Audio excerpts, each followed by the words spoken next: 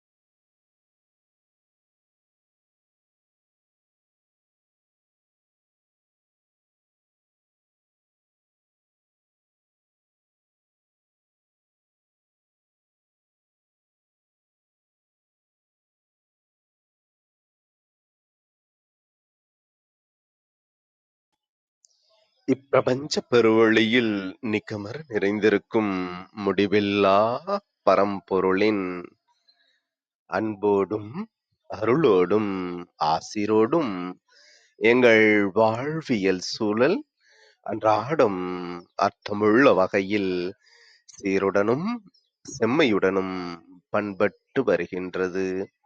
இதனால் இச்சமூகத்தின் சீரிய, சிறந்த முன்மாதிரிகளாக நாங்கள் திகழ்வதோடு நில்லாமல், பல்வேறு சாதனைகளையும், அதன் வாயிலாக சரித்திரங்களையும் படைக்கும் அற்புத படைப்பாளிகளாக பரிணமிப்போம்.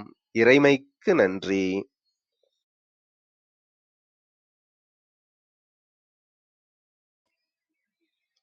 இனிய வணக்கங்கள் அன்பு நண்பர்களே.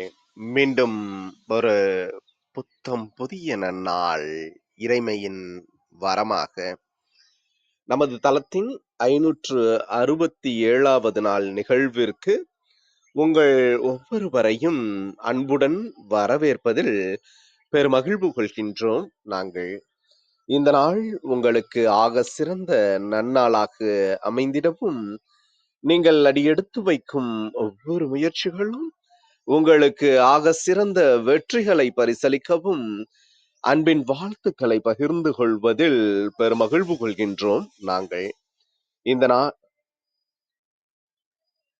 இந்த வாரம் முழுக்க நாம் நன்மை என்ற ஒரு அற்புதமான தொகுப்பின் கீழ் நமது சிந்தனைகளை செழுமைப்படுத்தி வருகின்றோம்.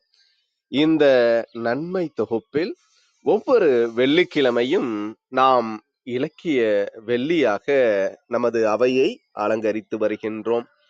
இலக்கிய ஆளுமைகள் நம்மிடையே பங்கேற்று அவர்களுடைய வாசிப்பு அனுபவம் குறித்த பகிர்தல்களை நம்மிடையே ஒவ்வொரு வாரமும் பகிர்ந்து வருகின்றார்கள்.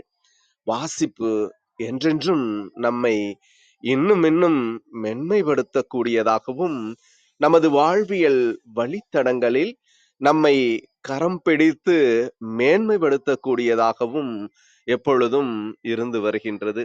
இதுவரை கிட்டத்தட்ட 27 புத்தகங்களை எழுதியுள்ளவர் அன்பு நண்பர் சத்திய நாராயணன் ஐயா அவர்கள். பேராசிரியராக கல்லூரியில் வலம் வரக்கூடியவர். அது மட்டுமல்லாமல் நமது சொல்லரங்கில் கதைகள் தளத்தின் நிறுவனராகவும், இன்னும் இன்னும் இருவேறு தளங்களின் நிறுவனராகவும் நிறைய நல்ல கருத்துக்களை இந்த சமுதாயத்திற்கு வழங்க வேண்டும் என்ற ஒரு பேராவலோடு பயணித்து வருபவர் அன்பு நண்பர் அவர்கள். அவர்கள் இன்று நம்முடைய எளிய அழைப்பினை ஏற்று இன்றைய நிகழ்வின் சிறப்பு அழைப்பாளராக, சிறப்பு பேச்சாளராக இணைந்து கொண்ட தருணங்களுக்காக சொல்லரங்க சொந்தங்களாகிய அன்பு நண்பர்கள் ஒவ்வொருவருடனும் இணைந்து சரித்திரம் படைப்போம் தளம் அவரை இந்நிகழ்விற்கு வருக வருக வருக என்று வரவேற்பதில் பெருமகிழ்வு கொள்கின்றது. வாருங்கள், அடுத்த 50 நிமிடங்கள் அற்புதமான சிறப்புரையில் இணைவோம். நமது வாழ்வியல் புத்தகத்தில் புத்தம் புதிதாய் இன்று மலர்ந்துள்ள புதியதோர் பக்கத்தின் அழகியதோர் அத்தியாயத்தினை வாசிப்பின் நேசிப்போடு அழகுபடுத்துவோம். நமது வாழ்வியல் வழிகளை இன்னும் இன்னும் விசாலப்படுத்துவோம். நன்றி. தொடங்கலாங்களா?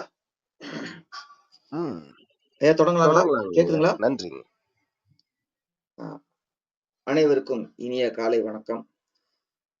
சரித்திரம் படைப்போம் குழுவுக்கு முதல்ல ஒரு நன்றியை தெரிவிச்சுக்கிறேன். என் மேல நம்பிக்கை வச்சு இன்னைக்கு பேச கூப்பிட்டதுக்கு. இருந்தாலும் பயமா தான் இருந்தது. ஆரோக்கியப்பட்ட நண்பர் கூப்பிட்டு நீங்க பேசணும், அதுவும் அவர் ஒரு எழுத்தாளர், நிறைய பேர் வேற இங்க வந்திருக்காங்க, அப்ப இவங்க நடுவுல நம்ம பேசணுமே அப்படிங்கும்போது அது என்ன தலைப்புன்னு கேட்டேன். வாசிப்பை நேசிப்போம் அப்படின்ட்டாரு. நான் அப்படியே யோசிச்சுட்டு இருந்தேன், என்ன பேசுறது, எப்படி பேசுறது. அவர் என் மேல நம்பிக்கை வச்சு உங்களால முடியும்னாரு. இப்படி யோசிச்சுட்டு கல்லூரியில இருக்கும்போது, என் நண்பர் கேட்டாரு, "தீபாவளி முடிஞ்ச சமயங்களா? ஏன்பா ஒரு மாரி இருக்க?" அப்படின்னு கேட்கும்போது, பின்னாடி ஒரு பேக்கிரவுண்ட் வாய்ஸு. கல்லூரிகள்ல இருக்கிற இடத்துலலாம் கொஞ்சம் கேலி கிண்டல்லாம் இருக்கும்ல. "மாப்பு வச்சுட்டான்யா ஆப்பு" அப்படின்னு வந்தது. என்ன மாப்பு, ஆப்பு? நாங்க தீபாவளி சமயம் வேற மத்தாப்புலாம் வெடிச்சீங்களான்னு கேட்டாங்க. அப்ப நண்பர் கேட்டாரு, "என்ன ஆப்பு, மாப்பு, மத்தாப்பு நீங்க என்ன பேச போறீங்கன்னா?" "வாசிப்பு." "அது என்னங்க வாசிப்பு? மத்தாப்பு அதெல்லாம் தெரியுது. வாசிப்புன்னா என்ன? மல்லிப்பூ கூட தெரியாதுன்னா வாசிப்பு." "அதுதானங்க உங்களால முடியும்." அவங்களும் ஊக்கம் குடுத்தோனே, "சரி அங்கருந்தே எடுத்துப்போம்." அப்படின்னு சொல்லிட்டு, மாப்பா இருந்தா என்ன? ஆப்பா இருந்தா என்ன? மத்தாப்பா இருந்தா என்ன? வாசிப்பு தானே. நம்மளும் வாசிக்கிற பழக்கம் இருக்கிறனால பேசிருவோம் அப்படின்னு முடிவு பண்ணி, அங்கருந்து ஆரம்பிச்சோம். அப்ப எப்போதுமே ஏன்னு கேள்வி கேட்கணுங்கிற பழக்கம் இருக்கணும்.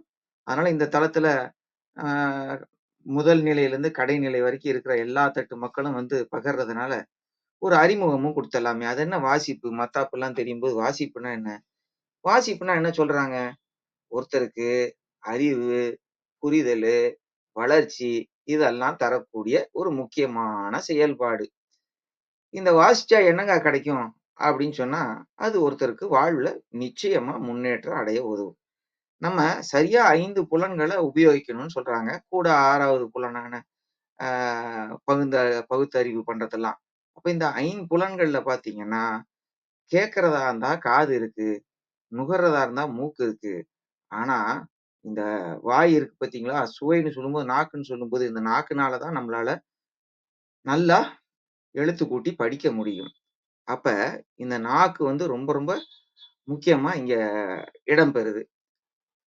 எந்த மொழிய கத்துக்கிறதா இருந்தாலும் ஆங்கிலத்துல எல்எஸ்ஆர்டபிள்யூன்னு சொல்லுவாங்க. நம்ம வாழ்க்கையில கூட பயன்படுத்தி பார்க்கலாமே! நம்ம முதல்ல எப்படி கத்துக்கிறோம்? அம்மா சொல்லு, அப்பா சொல்லு அப்படின்னு சொல்லும்போது கேட்டல் மூலியமா கத்துக்கிறோம். அப்புறம் அத திருப்பி சொல்லு அப்படின்னு சொல்லும்போது பேசுறது மூலியமா அந்த மொழிய கத்துக்கிறோம். ஒரு காலகட்டம் போன உடனே அப்ப லிசன், ஸ்பீக். 3வது பார்த்தீங்கன்னா ரீட். இங்க தான் நம்ம வாசிப்புங்கிறது வர்றது. அப்ப இந்த வாசிக்கிறதுங்கிறது என்ன? எப்படி பண்றது? அதனால பலன் என்ன? இந்த வாசிப்பை நேசிப்போம்ல எனக்கு என்ன கிடைக்க போகுதுங்கிறத அடுத்தடுத்து சில நிமிடங்கள்ல பார்க்கலாம். அப்ப ரீட் பண்றோம். அதாவது வாசிக்க ஆரம்பிக்கிறோம். கடைசியில எழுத ஆரம்பிக்கிறோம். அப்ப எழுத ஆரம்பிக்கும்போது அது ஆங்கிலத்துல ரைட்ன்னு சொல்றாங்க. இப்படித்தான் ஒரு மொழிய முதல்ல கத்துக்க ஆரம்பிக்கிறோம். அப்புறம் கம்ப்ரிஹென்ஷன்பாங்க. சாராம்சத்த புரிந்து விளங்கிக் கொள்வது அப்படிங்கிறதெல்லாம் வருது. அப்ப இப்ப நம்ம இந்த மொழிய கத்துக்கிறதுல 3வது இடத்துல, அதாவது வாசிப்பு அப்படிங்கிறதுல இருக்கோம். சரி, இந்த வாசிப்பு எப்படி சார் செய்யணும்? அ அப்படின்னு கேட்டாங்க. சில பேர் சொல்றாங்க, நான் 1 மணி நேரத்துல ஒரு பக்கத்த 1 நிமிஷத்துல முடிப்பேன். ஒரு பக்கம் எனக்கு 1 மணி நேரம் கூட ஆகுது. நீங்க எவ்வளவு நேரம் வேணாலும் எடுத்துக்கங்க. ஆனா, வாசிச்சது உங்களுக்கு நினைவுல இருக்கா? புரியுதா? அதுதான் முக்கியம். இல்லன்னா நீங்க வாசிச்சதா சொல்ல முடியாது. ஆங்கிலத்துல சொல்லுவாங்க. Reading is different from understanding. வாசிக்கிறதுக்கும், அதை புரிந்து கொள்வதற்கும் உள்ள வித்தியாசம் இருக்கு. அப்ப இங்க வாசிப்புங்கிறது வெறும் வாசிப்பு மட்டும் அல்ல, அதை புரிந்து கொள்வதும் இருக்கு. அதனால தான் நம்ம ஆரம்பிக்கும்போது என்ன சொன்னோம்? வாசிப்புங்கிறது ஒருத்தருக்கு அறிவு, புரிதல், வளர்ச்சி இத தரும் ஒரு முக்கியமான செயல்பாடுன்னு நம்ம புரிஞ்சுக்கிறோம். அப்ப வாசிப்பு எப்படி செய்யணும்? ஆரம்ப காலத்துல நம்ம எழுத்து கூட்டி கைய வச்சு அந்த ஃபோக்கஸ்ன்னு சொல்லுவாங்க. அந்த இடத்துல கான்சன்ட்ரேட் பண்ணி படிப்போம். அப்ப வேக வேகமாவோ, அறக்க பறக்க படிக்காம மெதுவா படிப்போம். வாசிக்கும்போது நினைவு வைத்துக்கிறதுக்கு குறிப்பு எடுத்துக்கிட்டா, பின்னாட்கள்ல நம்மளால வாசிக்கும்போது அது உபயோகமா இருக்கும் அந்த குறிப்பு. 2வது வாசிச்சுட்டு அப்படியே விடக்கூடாது. ஏன்னா புரிதல்னு சொல்லும்போது, அந்த வாசித்தவை பற்றி யோசிக்கணும். மாடு எப்படி அசை போடுதோ, அது மாரி. சரிங்க, நான் எதுக்குங்க வாசிக்கணும்? நான் வாசிக்கிறதுனால எப்படிங்க வாசிக்கிறது? என்ன வாசிப்புன்னா என்ன? எத வாசிக்கிறது? அப்படின்னு கேட்கறாங்க. மனுஷன் உயிர்ப்போட இருக்கணும்னா, உயிரோட இருக்கிறதுக்கு சுவாசம் தேவ. உயிர்ப்போட இருக்கணும். உங்கள சுத்தியும் ஒரு கூட்டம் இருக்கணும். நீங்களும் வாழ்க்கைய சுவாரஸ்யப்படுத்திக்கணும்னா, பொதுவா சொல்லுவாங்க, அ பொழுதுபோக்கு அம்சம் ஏதாவது வச்சுக்கங்க. ஆங்கிலத்துல தமிழ்ல சிலது சரியா சொல்லலன்னா திருத்திக்கங்க. ஹாபி அப்படின்னு சொல்லுவாங்க. ஒருத்தர் வாழ்க்கைய சுவாரஸ்யப்படுத்துறதுக்கு தோட்டக்கலையிலயோ, அ பாட்டு பாடுறதோ, ஏதோ ஒரு விதத்துல நமக்கு ஒரு ஈடுபாடு இருக்கணும். வாழ்க்கைய சுவாரஸ்யப்படுத்துறதுக்கு. அப்ப அந்த வகையில நம்ம சுவாரஸ்யப்படுத்துறதுக்கு வாசிப்பு நமக்கு நிச்சயமா கை கொடுக்கும். அப்ப நான் சுவாரஸ்யமா இருக்கணும். என்ன சுத்தி ஒரு கூட்டம் இருக்கணும் அப்படின்னு சொன்னா, எனக்கு ஏதாவது ஒண்ணுல ஆர்வம் இருக்கணும். அந்த ஆர்வம் இருக்கிறதுல பத்தின விஷயங்கள மட்டும் நான் முழுசா படிக்க ஆரம்பிச்சேன்னு வச்சுங்களேன், புரிய ஆரம்பிச்சுட்டேன்னா, அதுல சப்ஜெக்ட் மேட்டர் எக்ஸ்பர்ட்ன்னு சொல்லுவாங்க. அதுல தான் நான் சிறந்து விளங்கக்கூடிய ஒரு நிபுணரா ஆயிடுவேன். அப்ப அத பத்தி பேசும்போது, சுவாரஸ்யமா பேசும்போது என்னைய பத்தி ஒரு சுத்தி ஒரு நல்ல கூட்டம் இருக்கும். அப்ப என் வாழ்க்கையும் சுவாரஸ்யமா இருக்கு. என்ன சுத்தி இருக்கிற வாழ்க்கையும் என்னால சுவாரஸ்யப்படுத்த முடியுது.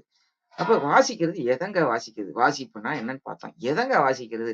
எத வேணாலும் வாசின்னு சொன்னா, எதுலயுமே ஒரு தெளிவு வேணும் நமக்கு. அப்ப எத வாசிக்கிறது? அப்போ உங்களுக்கு எதுல ஆர்வம் இருக்குன்னு கேட்டேன். புரியலைங்க. அது கூட என்னால சொல்ல முடியலைங்க. அப்படின்னு சொல்றவங்களுக்கு என்ன சொல்றோம்? பொழுதுபோக்கா வாசிக்கிறது. கல்விக்காக வாசிக்கிறது. தகவலுக்காக வாசிக்கிறது. ஆய்வுக்காக வாசிக்கிறது. படைப்புக்காக வாசிக்கிறது. விமர்சனத்துக்காக வாசிக்கிறது. கற்றலுக்காக வாசிக்கிறது. ஆய்வு நெறிமுறை வாசிப்பு இப்படின்னு வாசிப்புல பல வகை இருக்கு. என் வாழ்க்கை பார்த்தீங்கன்னா, சாதாரணமா வாசிப்புன்னா கல்வி வாசிப்பா இருந்திருக்கும். எல்கேஜி, யுகேஜிலேருந்து முதல் நிலையிலேருந்து. ஆனா, ஒரு 5ஆம் வகுப்போ, 6ஆம் வகுப்போ அப்பல்லாம் குமுதம் அந்த மாரி வரும்போது 6 வித்தியாசங்கள் இருக்கும். அதுலேருந்து ஆரம்பிச்சது தான் என்னோட வாசிப்பு. நான் ஒரு 10ஆம் வகுப்பு வரைக்கும் பெருசாலாம் ஒண்ணும் வாசிப்பு இல்ல. பார்த்தீங்கன்னா, இந்த அ அ குமுதத்துல வரக்கூடிய 6 வித்தியாசங்கள். அப்புறம் வாழ்க்கை சுவாரஸ்யமா இருக்கணும்னா, சினிமால கொஞ்சம் ஆர்வம் இருந்ததுனால, சுனில் பதில்கள் அப்படின்னு தான் ஆரம்பிச்சது. கேள்வி லைட்ஸ் ஆன் சுனில். அப்புறம் கிசு கிசு இந்த மாரி இதுலேருந்து ஆரம்பிச்சது. அப்புறம் அந்த குமுதம் அந்த மாரி இதில பார்த்தீங்கன்னா, சிந்தனைய தூண்டக்கூடிய மாரி ஒரு பக்க கதைகள்னு சொல்லுவோம். இது ஒரு பக்கம் இருக்கும்போது, ஒரு 8வது, 9வது வரும்போது, நம்ம வாழ்க்கையில சாதிக்கணும்னா, அன்றாடம் செய்தித்தாள்கள படிச்சாலே போதும். அதுவே நெறைய பேர் படிக்கிறதில்ல. அது வேற வகையா நமக்கு அறிவுபூர்வமா வரணும் அப்படின்னு சொல்லும்போது, பார்த்தீங்கன்னா, கல்கண்டுன்னு ஒரு புத்தகம். உங்களுக்கு வாராந்திரி பத்திரிகைன்னு சொல்லுவாங்க. இன்னைக்கும் வந்துட்டுருக்கு. அதுல பார்த்தீங்கன்னா, பல வகையான அம்சங்கள் இருக்கும். அ அது படிக்க ஆரம்பிச்சது. அப்புறம் ஒரு காலகட்டம் வந்தோனே, 11வது அந்த மாரி வரும்போது, ஏதோ தெரியல அ கிரைம் நாவல்கள் அந்த மாரி இதுல ஒரு ஈடுபாடு வந்தது. நாவல்கள்னு சொல்லணும்.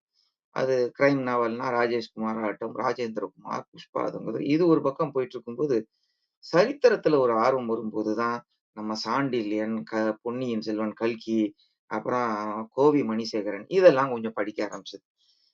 அது வயசு மாற மாற, ஆர்வம் மாற மாற, பல வகையான வாசிப்புகள் இருந்தது. அப்படியே போகும்போது அதான் சொன்னேன். அப்ப வாசிப்பு பார்த்தீங்கன்னா என்ன? உங்களுக்கு எதுல ஆர்வம் இருக்குன்னு பாருங்க. அப்படி இல்லாட்டினா, இப்ப நான் சொன்ன மாரி, சும்மா ஜாலிக்கு வாசிக்கிறீங்களா? கல்விக்காக வாசிக்கிறீங்களா? தகவலுக்காக வாசிக்கிறீங்களா? படைப்புக்காக வாசிக்கிறீங்களா? கற்றலுக்காக வாசிக்கிறீங்களா? அப்படிங்கிறத பாருங்க. அப்ப இன்னும் கொஞ்சம் விளக்கி சொல்லணும்னா, இந்த வாசிப்ப நல்லா பண்ணணும்னா, பொழுது போக்கணுங்க. பஸ்ல பயணம் செய்றேன். இல்லன்னா என்ன பண்றதுன்னு தெரியல. உபயோகமா இருக்கணும். இன்னைக்கும் பார்த்தீங்கன்னா, வெற்றியாளர்கள் நெறைய பேரு தங்களோட பயண நேரத்த மிச்சப்படுத்துறதுக்கு, உருப்படியா பண்றதுக்கு, புத்தகங்கள எப்போதுமே கைக்குள்ள வச்சிருப்பாங்க. அந்த பழக்கம் எனக்கும் வந்ததுங்க. எங்கேயாவது காத்துட்டு இருக்கும்போதெல்லாம் படிக்கிறதுக்கு. அப்படித்தான் ஒரு ஒரு பக்கமா படிக்க ஆரம்பிச்சது. அப்ப நீங்க பொழுதுபோக்குறதுக்காக வாசிக்கணும்னா, புதினங்களோ, சிறுகதைகளோ, கவிதைகளோ, நாவல்களோ எது வேணாலும் வாசிக்கலாம். கல்வி வாசிப்பு நமக்கு சொல்லவே வேண்டியதில்ல. பாட நூல்கள் இதெல்லாம் இருக்கு. தகவல் வாசிக்கணும்னா, இது சொன்னேன். நமக்கு கண்டிப்பா ஒரு பழக்கம் இருக்கணும். அன்றாடம் தினசரி நாளிதழ்கள படிக்கணும்னு சொல்லும்போது, செய்தித்தாள்கள் இத படிச்சாலே போதுங்க. இன்னைக்கு வலைத்தளங்கள் இருக்கு. பிரச்சனை கிடையாது. நீங்க முனைவர் பட்டம்லாம் வாங்கணும்னா, ஆய்வு கட்டுரைகள் இதெல்லாம் வாசிக்கலாம். சரிங்க. இவ்வளவு வகையான வாசிப்பு இருக்கு. ஒண்ணுல கூடயாங்க நமக்கு ஆர்வம் இல்லாம போகும். ஒரு கதைகள் வாசிக்கிறதோ, அ வலைத்தளங்கள் இன்னைக்கு வேற WhatsAppோ, குறுஞ்செய்திகளோ வாசிக்கிறதோ, இது கூடயா நமக்கு இல்லாம போயிரும். இல்லாட்டினா வளர்த்துக்கங்கன்னு சொல்றோம். சரிங்க. நீங்க சொன்ன மாரி இன்னிலிருந்து ஆரம்பிக்கிறேங்க. இங்கேயே வாசிப்பை நேசிப்போம்னு சொல்லி ஒரு 26 வாரமோ என்னமோ போயிருக்கு அப்டின்னாரு. 26 எபிசோடு மாரி. மொத்தம் அப்படி பார்க்கும்போது, கண்டிப்பா சரித்திரம் படைப்போம், சரித்திரம் படிச்சுட்டு இருக்குங்கிறதுல எள்ளளவும் சந்தேகம் இல்ல. நிச்சயமா பார்த்தீங்கன்னா, இது கேட்டு இதுலருந்து சொன்ன புத்தகங்கள வாசிச்சவங்களுக்கு கண்டிப்பா அறிவு வளர்ச்சி கண்டிப்பா இருந்திருக்கும். அப்ப வாசிப்போட முக்கியத்துவம் நீங்க பார்க்குறீங்க. புரிதல் திறம். இத பாருங்க, இப்ப நீங்க கேட்கிற மாரி பல வகையான கருத்துக்கள புத்தகங்கள்ல படிக்கும்போது, ஒரு விஷயத்த பல கோணங்கள்ல உங்களால புரிஞ்சுக்க முடியுது. நல்லெண்ணம், சொற்பொழிவு திறன். இப்ப இன்னைக்கு மாரி பேசணும்னு வச்சுக்கங்க. இன்னைக்கெல்லாம் மெட்டா வந்துருச்சு, சாட் ஜிபிடி வந்துருச்சு. நான் கூட கொஞ்சம் அதுலருந்து தான் எடுத்தேன். உண்மைய சொல்லணுங்க. அப்ப நமக்கு எங்கேயாவது பேசணும். முந்தினா லைப்ரரி போணும், யாரையாவது கேட்கணும். இப்பல்லாம் அந்த பழக்கம், அந்த பிரச்சனை கூட இல்ல. ஒரு சொற்பொழிவு குடுக்கணுமா, அடிச்சீங்கன்னா வந்துருது. இத வாசிக்கணும்னா உங்களுக்கு நெறைய சொற்பொழிவு திறன் வளரணும்னா, நீங்க நெறைய வாசிக்கணும். வாழ்வியலோட சம்மந்தப்படுத்தி பேசணும். வாழ்க்கையில கண்டிப்பா நீங்க படிக்கிறதுனால, புரிஞ்சுக்கிறதுனால முன்னேற்றம்னு சொல்லும்போது வாழ்க்கையில முன்னேற்றம். சில பேர் வாழ்க்கையில முன்னேறதுக்கு தன்னம்பிக்கை சார்ந்த சொற்பொழிவுகளையோ, கதைகளையோ, கட்டுரைகளையோ கேட்டு அங்க இருந்து முன்னுக்கு வர்றாங்க. இதோட முக்கியம் பார்த்தீங்கன்னா, மனுஷன் தனி மரம் தோப்பாகாதுன்னு சொல்ற மாரி, அவன் சோசியல் அனிமல்ன்னு சொல்லுவாங்க. மக்களோட சேர்ந்து வாழணும் ஒரு கூட்டம் தான். அப்ப பிறரோட எப்படி தொடர்பு கொள்றது? இதுவும் உங்களுக்கு வாசிப்பு ஒரு பலத்த குடுக்கும். நான் போய் ஒரு இடத்துல சொல்றேன். ஆ இப்ப பாருங்களேன், கிளப் ஹவுஸ்லயே நெறைய கிளப் இருக்கு. சரித்திரம் படைப்போம் மாரி. கதை கேளு, கதை கேளு. அப்புறம் திருமந்திர கிளப் இருக்கு. அது மாரி நெறைய இருக்கும்போது, பார்த்தீங்கன்னா, ஆ இப்ப நம்ம பேசிட்டு இருக்கோம். ஏய் நான் ஆ ஜெயகாந்தன் சிறுகதைகள்லாம் ஜெயகாந்தன் கதைகள், படைப்புகள்லாம் ரொம்ப விரும்புறேன் அப்படின்னு சொல்லும்போது, "ஏய் நீ ஜெயகாந்தனா?" அப்படின்னு சொல்லும்போது, அது சார்ந்த தொடர்பு ஏற்படும். இன்னைக்கு எஸ்ராவாகட்டும், நெறைய பேர் இருக்காங்க. அவங்கவங்கள இத பொறுத்து. 2வது வாசிச்சுட்டு அதோட நம்ம விடுறதில்ல. சிந்தனை திறன் வளருது. முடிந்தா இதெல்லாம் உங்கள ஊக்குவிச்சா, உங்க மேல உங்களுக்கு தன்னம்பிக்கை வந்துச்சுன்னா, நீங்க கூட ஒரு சிறந்த படைப்பாளி ஆகலாம். அப்படி பண்ணும்போது, உங்கனால சமூகத்துக்கு ஒரு வளர்ச்சியோ, கலாச்சார பரிமாற்றமோ, அ கல்வி வளர்ச்சியோ, சிறந்த குடிமக்கள் உருவாக்கமோ இந்த வாசிப்பு உங்களுக்கு ஏற்படுத்தி குடுக்குது. அப்ப தனிப்பட்ட முறையில சொல்றதா இருந்தா, ஆ தன்னம்பிக்கை வளருது, சிந்தனை திறன் வளருது, வாழ்க்கையில முன்னேற்றம், பிறரோட நம்ம தொடர்பு கொள்ள முயற்சி ஆகுதுன்னு. சரிங்க, இவ்வளோ நேரம் பேசுறீங்க. நீங்க வாசிப்புல நெறைய வகை இருக்குன்னீங்க. ஏதாவது ஒண்ண பத்தி சொல்லுங்களேன். அப்படின்னு சொல்லும்போது, சரி நம்மளும் வாசிப்பை நேசிப்போம். வாசிக்கிறதுக்கு ஒரு உத்வேகத்த குடுக்குமா?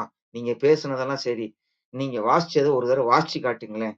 நாங்க கேட்டுக்கிட்டு, அதுல எங்களுக்கு ஆர்வம் இருந்தா நாங்களும் வாசிப்ப தொடர்றோம் அப்படின்னு சொல்லும்போது, நெறைய புத்தகங்கள்லாம் சொல்லியிருக்காங்க. இன்னைக்கு நம்ம ஒரு சின்ன விஷயத்த எடுத்துப்போம் வாசிப்புல. ஒரு ஒரு 1 நிமிடமோ, 2 நிமிடமோ வாசிக்கிற மாரி. இந்த குறிப்பு இன்று ஒரு தகவல் தென்கட்சி கோ. சுவாமிநாதன் அவர்கள்லருந்து நம்ம எடுத்து பார்க்குறோம்.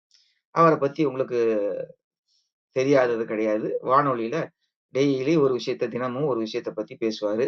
ஆ பார்த்தீங்கன்னா, ஒரு சுவாரஸ்யப்படுத்துறதுக்கு அங்கங்க துணுக்குகள்லாம் குடுப்பாரு. சரி, நம்ம இன்னைக்கு வாசிப்பை நேசிப்போம்ல, இந்த முதல் வாசிப்ப இன்று ஒரு தகவல் தென்கட்சி கோ. சுவாமிநாதன் மூலியமா நம்ம ஆரம்பிப்போமே.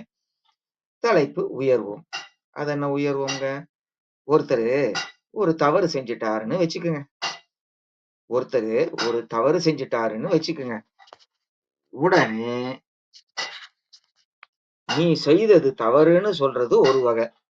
அதுக்கு பதிலா எது சரின்னு அவர் புரிந்து கொள்ள உதவி செய்யறது இன்னொரு வகை. இந்த 2வது வகை இருக்கு பாருங்க. நிர்வாக இயல்ல இது ரொம்ப முக்கியம். அலுவலகத்துல வேலை பார்க்கிற ஒருத்தர் முக்கியமா தெரிஞ்சுக்க வேண்டியது என்ன தெரியுமா? சக ஊழியர்கள் கிட்ட எப்படி பழகணும்? மேலதிகாரிகள் கிட்ட எப்படி பழகணும்? தனக்கு கீழ வேலை செய்யறவர்கள் கிட்ட எப்படி பழகணும்? வாடிக்கையாளர்கள் கிட்ட எப்படி பழகணும்? இவங்க எல்லோரிடமும் செம்மையான உறவை ஏற்படுத்துறது எப்படி? இதையெல்லாம் சொல்லிக் குடுக்கிற பாடம் தான் இன்டர்பர்சனல் ஸ்கில்ஸ், திறமையான உறவு என்பது.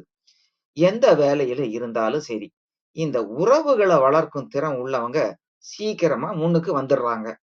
மற்றவர்களிடம் உறவ பலப்படுத்திக்கிறது எப்படின்னு தெரிஞ்சுக்கிட்டோம்னா, எந்த ஒரு தடையையும் சுலபமா தாண்டி செய்யற தொழில்ல முன்னுக்கு வந்துடலாம்.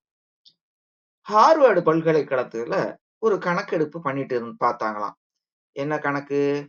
பார்க்கிற வேலையில எது மாதிரி குணாதிசயம் உள்ளவங்க வேகமா முன்னுக்கு வர்றாங்கன்னு தெரிஞ்சுக்கிறதுக்காக இந்த கணக்கெடுப்பு.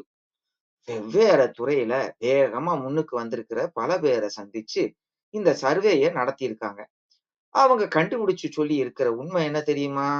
ஒருத்தரு ஒரு வேலையில இருந்தா, அது சம்பந்தப்பட்ட சப்ஜெக்ட் பற்றிய அறிவு 35% இருந்தா போதுமா.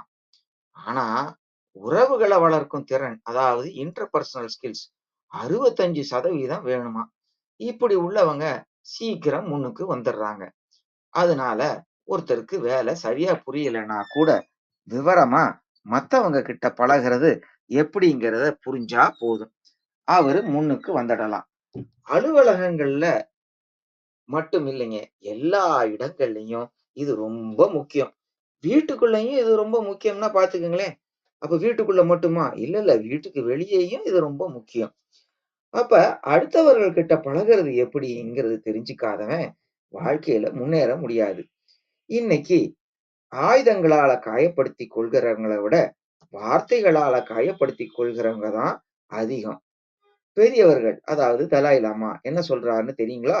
நீங்க இந்த பூமியில பிறந்ததன் அர்த்தம் பூர்த்தியாகணும்னா அடுத்தவருக்கு உதவி செய்யுங்க.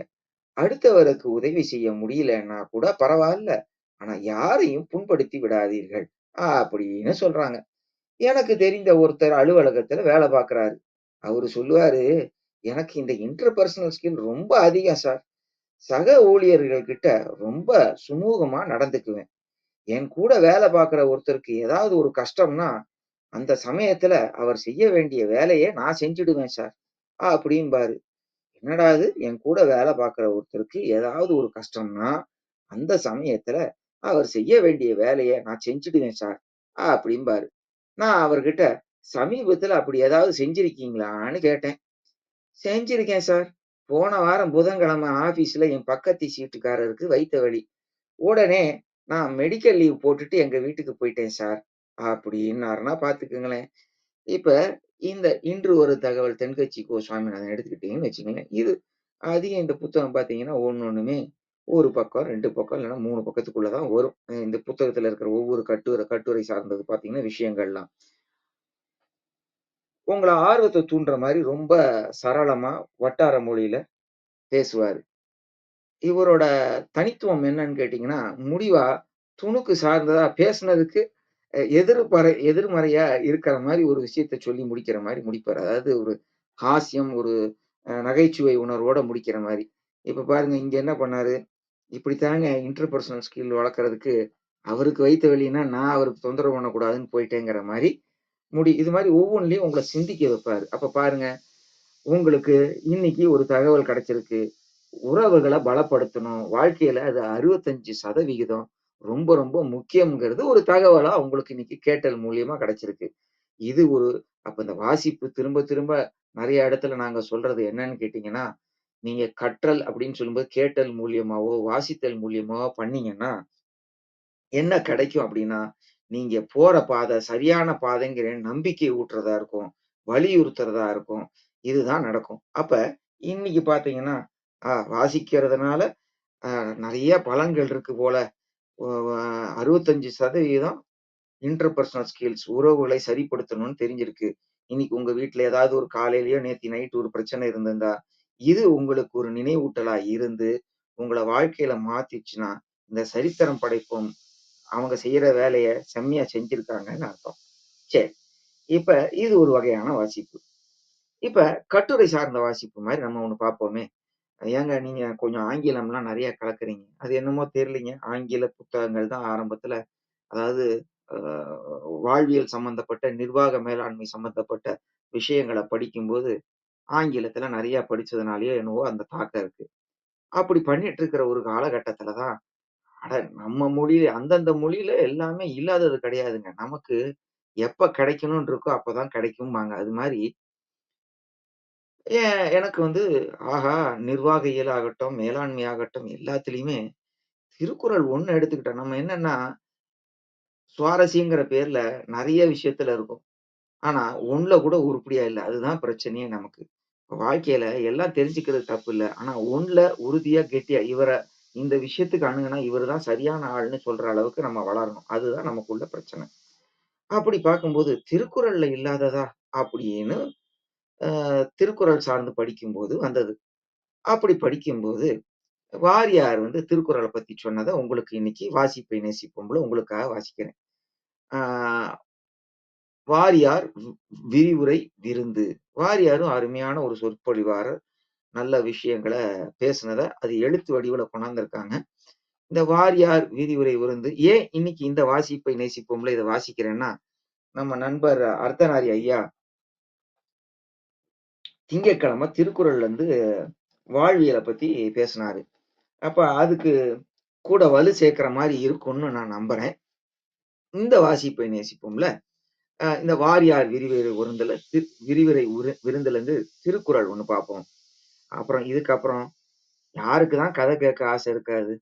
அப்ப கதைகள்ல பல வகையான கதைகள் இருந்தாலும் ஒரு வகையான கதையை இன்னைக்கு பேசி இந்த வாசிப்பை நேசிப்போம்ல ஒரு 3 வகையான வாசிப்பை நம்ம பார்த்துருக்கோம்னு எடுத்துக்குவோம். சரி, ரொம்ப பேசிட்டு இருக்கோம். இதுவும் ஒரு ஒரு பேச்சாளருக்கு அழகு இல்லை, சுத்தி வளைச்சு பேசுறது. சரி, நேர விஷயத்துக்கு வருவோம். திருக்குறள். எல்லா தேசத்தாரும், எல்லா நாட்டாரும், எல்லா நிறத்தாரும், எல்லா சமயத்தாரும், எல்லா காலத்தாரும் கருத்து வேறுபாடின்றி ஒப்ப முடிந்த உண்மை வேதம் நமது திருக்குறள் ஒன்றேயாம். இப்ப நான் திருக்குறளை பத்தி சொல்லும்போது ஏன் படிக்கணும் அப்படின்னு ஒருத்தர் கேட்கிறாருன்னு வச்சுக்கோங்க. அதுக்குதான் இப்ப நம்ம சொல்றோம். உலகில் உள்ள எல்லா அறங்களையும் தன்னகத்தே கொண்டு சுருங்கச் சொல்லி விளங்க வைப்பது திருக்குறள். ஒரு குலத்துக்கு ஒரு நீதி, மற்றொரு குலத்துக்கு ஒரு நீதி என்று கூறும் மனுவாதி அறநூல்களெல்லாம் வள்ளுவருடைய அறநூலைக் கண்டு வாயிழந்து ஒளிமழுங்கி நாணி தலைகவிழ்ந்து மறைந்தொழிந்தன. திருமால் குறள் வடிவு கொண்டு 2 அடியால் மூவுலகையும் அளந்தனர். வள்ளுவர் தமது குறளின் 2 அடியால் எல்லா உலகங்களையும் அளந்து விட்டனர். இப்ப இதை வாசிக்கும் போதே பாருங்களேன், திருமால் குறள் வடிவு கொண்டு 2 அடியால் அப்படின்னா என்னன்னு உங்களுக்கு ஒரு எண்ணம் வந்துருச்சுன்னா நீங்க அதை பத்தி படிக்க ஆரம்பிப்பீங்க. இதுதான் வாசிக்கிறதோட உங்களோட சிந்தனையை தூண்டி அறிவு வளர்ச்சி பெறதுக்கு உதவுது. அப்ப பாருங்க, அப்ப குறள் வடிவு கொண்டு அப்படின்னா என்ன? குள்ள வடிவம் அப்படின்னா வாமன அவதாரம். பாருங்க, உங்க சிந்தனையை தூண்டுது. சரி, விஷயத்துக்கு போவோம். தமது குறளின் 2 அடியால் எல்லா உலகங்களையும் அளந்து விட்டனர். திருக்குறள் ஓதுவதற்கு எளிது, மனப்பாடம் செய்வதும் சுலபம். ஒரு முறை படித்தாலேயே போதும், உணதற்கு அரிது. வேதங்களில் உள்ள விழிப்பொருள்களை எல்லாம் விளக்கமாக உரைப்பது, நினைக்குந்தோறும் நெஞ்சில் தெவிட்டாத இன்பத்தை ஊற்றெடுக்கச் செய்வது. இதன் பெருமையை நன்குணர்ந்த மாங்குடி மருதனார் ஓதற்கு எளிதாய் உணதற்கரிதாகி வேதப் பொருளாய் மிக விளங்கி தீதற்றோர் உள்ளு தொற்றுள்ளதோ உற்றுள்ளம் உருக்குமே வள்ளுவர் வாய்மொழி மாண்பு என்றார். கடல் தண்ணீர் வற்றிவிட்டாலும், சூரியன் தட்பத்தை அடைந்தாலும், சந்திரன் வெப்பத்தை அடைந்தாலும் திருக்குறள் தனது பெருமையினின்றும் குறையாது. செய்யா மொழி என்னும் வடமொழி வேதத்தினும் பொய்யா மொழி ஆகிய இத்தமிழ் மறையே சாலவும் சிறந்தது. ஆலும் வேலும் பல்லுக்குறுதி, நாலும் இரண்டும் சொல்லுக்குறுதி என்பது நம் நாட்டு பழமொழி. நால் என்பது நாலடியார், 2 என்பது திருக்குறள். ஆதலால் திருக்குறளைப் போல அறத்தின் நுட்பங்களை வரையறைத்துக் கூறும் நூல் முன்னும் இல்லை, இனி பின்னும் இல்லை. திருக்குறளை எடுத்து பொன் போல தத்தம் நூல்களில் அமைத்து பாடாத புலவர் பெருமக்கள் இல்லை. உதாரணமாக ஒன்றை காட்டுகின்றேன். கம்பர் ஒரு பெரிய கவி சக்கரவர்த்தி, கவிதா சாமர்த்தியத்தில் மிக பிரசித்தி பெற்றவர் இந்த கம்பர். அவரை போல அழகாகவும் இனிமையாகவும் பாட வல்லார் இல்லை. கம்பன் கவி உம்பர் நாட்டு அமிழ்தினும் இனியது, இது யாவரும் ஒப்ப முடிந்த உண்மை. வள்ளுவர் அழுக்காராமை என்ற அதிகாரத்தில் கொடுப்பதழுக்கறுப்பான் சுற்றம் உடுப்பதுவும் உண்பதுவும் இன்றி கெடும் என்றார். ஒருவன் ஒரு பொருளை பிறருக்கு தர்மமாக கொடுக்கும் பொழுது எவன் பொறாமைப்படுவானோ அவன் அழிவதுமின்றி அவனுடைய சுற்றத்தாரும் உண்ண உணவும் உடுக்க உடையுமின்றி துன்புறுவர் என்பது மேற்கூறிய திருக்குறளின் பொருள். ஒருவன் ஒரு பொருளை பிறருக்கு தர்மமாக கொடுக்கும் பொழுது எவன் பொறாமைப்படுவானோ அவன் அழிவதுமின்றி அவனுடைய சுற்றத்தாரும் உண்ண உணவும் உடுக்க உடையுமின்றி துன்புறுவர் என்பது மேற்கூறிய திருக்குறளின் பொருள். இந்த அருமையான திருக்குறளை கவிநாயகராகிய கம்பர் தமது இராமாயணத்திலே ராமனுக்கு விஸ்வாமித்திரர் வாமன அவதாரத்தை பற்றி கூறும்போது எடுத்து இன்பம் பயக்க உரைக்கின்றார். அவ்வருமை கவி வருமாறு. நான் கவிதை வாசிக்கிறதுல வல்லவர் இல்லைங்க, அதனால பொறுத்துங்க. எடுத்தொருவருக்கொருவர் ஈவதனின் முன்னே தடுப்பது நினைக்கழியதோ தகையில் வெள்ளி கொடுப்பது விளக்கு கொடி யோ உனது சுற்றம் உடுப்பதுவும் உண்பதும் இன்றி விடுகின்றாய். கவியரசராகிய கம்பர் இப்படி பல இடங்களிலும் திருக்குறளை பொன்போல் எடுத்து அமைத்து தமது ராமாயணத்தை அலங்கரிக்கின்றார் என்றால் திருக்குறளின் பெருமையை அளவிட வல்லார் யாவர்? திருக்குறளை தொட்டாலும் கைமணக்கும், படித்தால் கண்மணக்கும், கேட்டால் செவி மணக்கும், சொன்னால் வாய் மணக்கும், எண்ணினால் இதயம் மணக்கும், அத்தகைய தெய்வ மனம் வீசும் சீரும் சிறப்பும் உடையது திருக்குறள் என்றார் கவுனியனார் என்ற சங்கப்புலவர். திருக்குறளை பற்பல மொழிகளில் மொழிபெயர்த்து வேற்று மொழியினரும் பாராட்டி புகழ்வதே அதன் பெருமையையும் அருமையையும் நன்கு புலப்படுத்துகின்றது.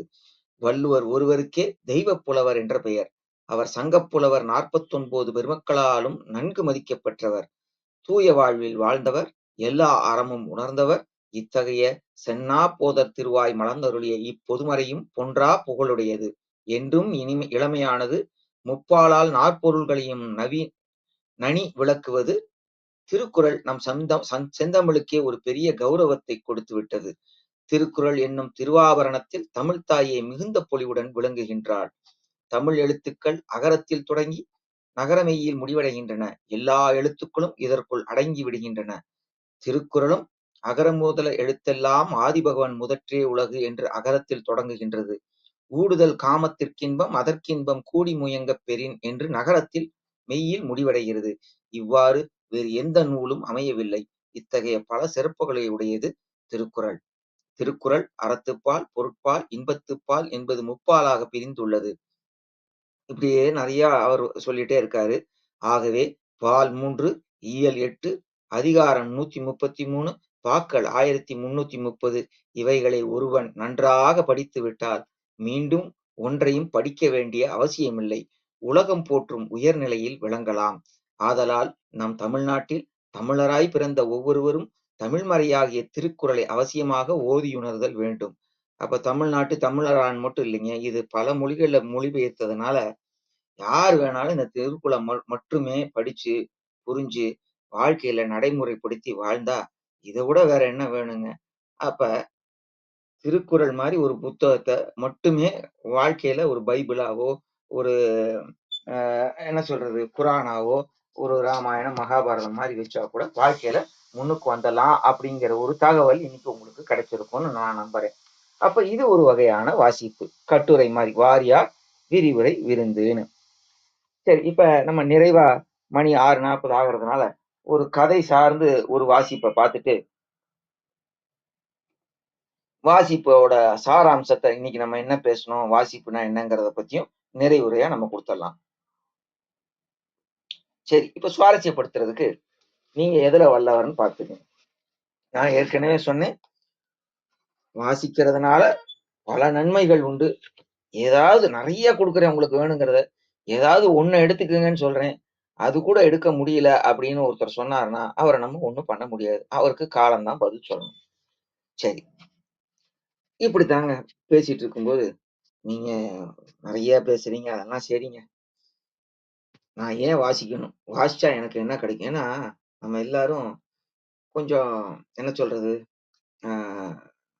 நமக்கு என்ன கிடைக்குங்கிறதுல தீவிரமா இருக்கிறதுனால இவ்வளவுதான் எனக்கு இன்னைக்கு அவசர கதியில எனக்கு இதெல்லாம் கேட்கிற நேரம் இல்லைங்க, படிக்கிற நேரம் இல்லைங்க. நான் ஏன் படிக்கணும் அப்படிங்கிறதுக்கு எனக்கு சொன்னீங்கன்னா நான் இனிமேல் படிக்க ஆரம்பிச்சிடறேன்னு என் நண்பர் ஒருத்தர் சொன்னாரு. உங்களை மாதிரி நான் படிக்கிறது இல்லைங்க அப்படிலாம் பில்டப் எல்லாம் கொடுத்துட்டு நானும் படிக்க ஆரம்பிக்கணும்னா என்னை படிக்க வைக்கிற மாதிரி ஏதாவது ஒரு விஷயத்த நீங்க சொன்னீங்கன்னா நான் படிக்க ஆரம்பிச்சேன்னு வாக்குறுதி கொடுத்தாரு. சரி, அவருக்கு சொன்ன அந்த ஒரு விஷயத்த தான் இன்னைக்கு நம்ம வாசிப்பை நேசிப்போம்ல ஒரு கதை வடிவா பார்க்க போறோம். அது என்ன கதை? கதையோட தலைப்பு அந்த 6 சொற்கள். அந்த 6 சொற்கள். திருவாளர் ஒரு சாதாரண குடும்பத்துல பிறந்தார். அவருடைய அப்பாவும் அம்மாவும் சாதாரண வேலையில இருந்தாங்க. அவர்களுடைய வீடும் சாதாரணமானதுதான். திருவாளர் சாதாரணத்தை ஒரு சாதாரணமான பள்ளியில சேர்த்தாங்க. அவர் வீடு விட்டா பள்ளி, பள்ளி விட்டா வீடு என்று வாழ்ந்து கொண்டிருந்தார். ஏதாவது விளையாடுனா அடிபடும், கை கால் உடையும் அப்படின்னு சொல்லிட்டு எதுலயும் கலந்து கொள்ளாம இருப்பாரு.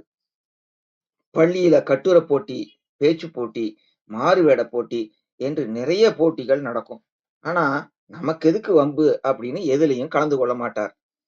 சாதாரண மதிப்பெண்கள் வாங்கி தேர்ச்சி பெற்று ஒரு சாதாரண கல்லூரியில சேர்ந்தார்.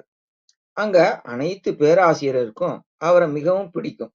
காரணம், அவர் எந்த வம்பிலும் ஈடுபடாம அமைதியா சாதாரணமா வகுப்புல இருந்ததுதான்.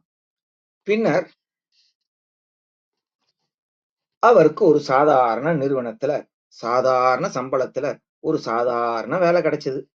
திருவாளர் சாதாரணம் மிகவும் சிரமப்படாம ஒரு சாதாரண பெண்ணை காதலிச்சு சாதாரணமான முறையில திருமணம் செஞ்சுக்கிட்டாரு.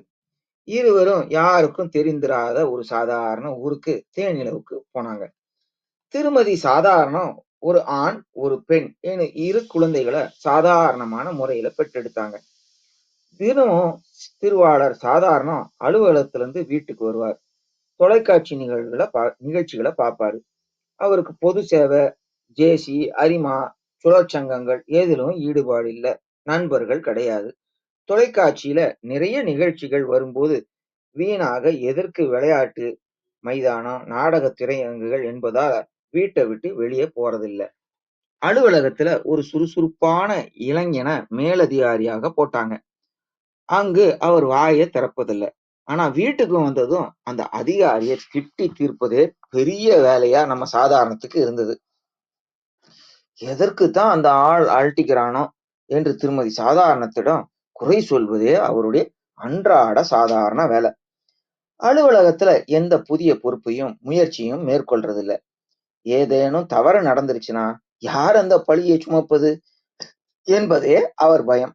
இப்ப இந்த மாதிரி கதைகளோ வாசிப்புல வரும்போது என்னன்னு பாத்தீங்கன்னா,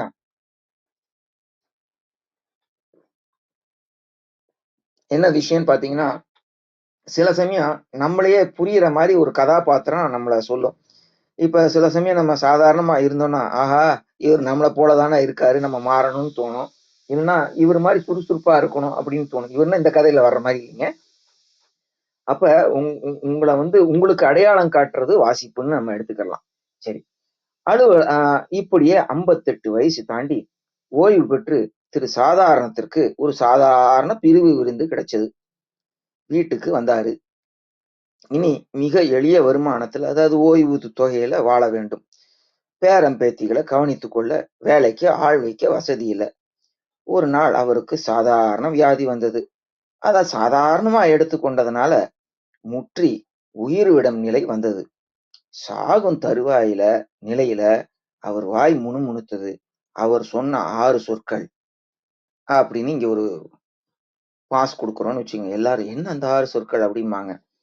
அவர் சொன்ன முணுமுணுத்த அந்த 6 சொற்கள், இன்னும் கொஞ்சம் முயற்சி செய்து நன்றாக வாழ்ந்திருக்கலாமே, இன்னும் கொஞ்சம் முயற்சி செய்து நன்றாக வாழ்ந்திருக்கலாமே.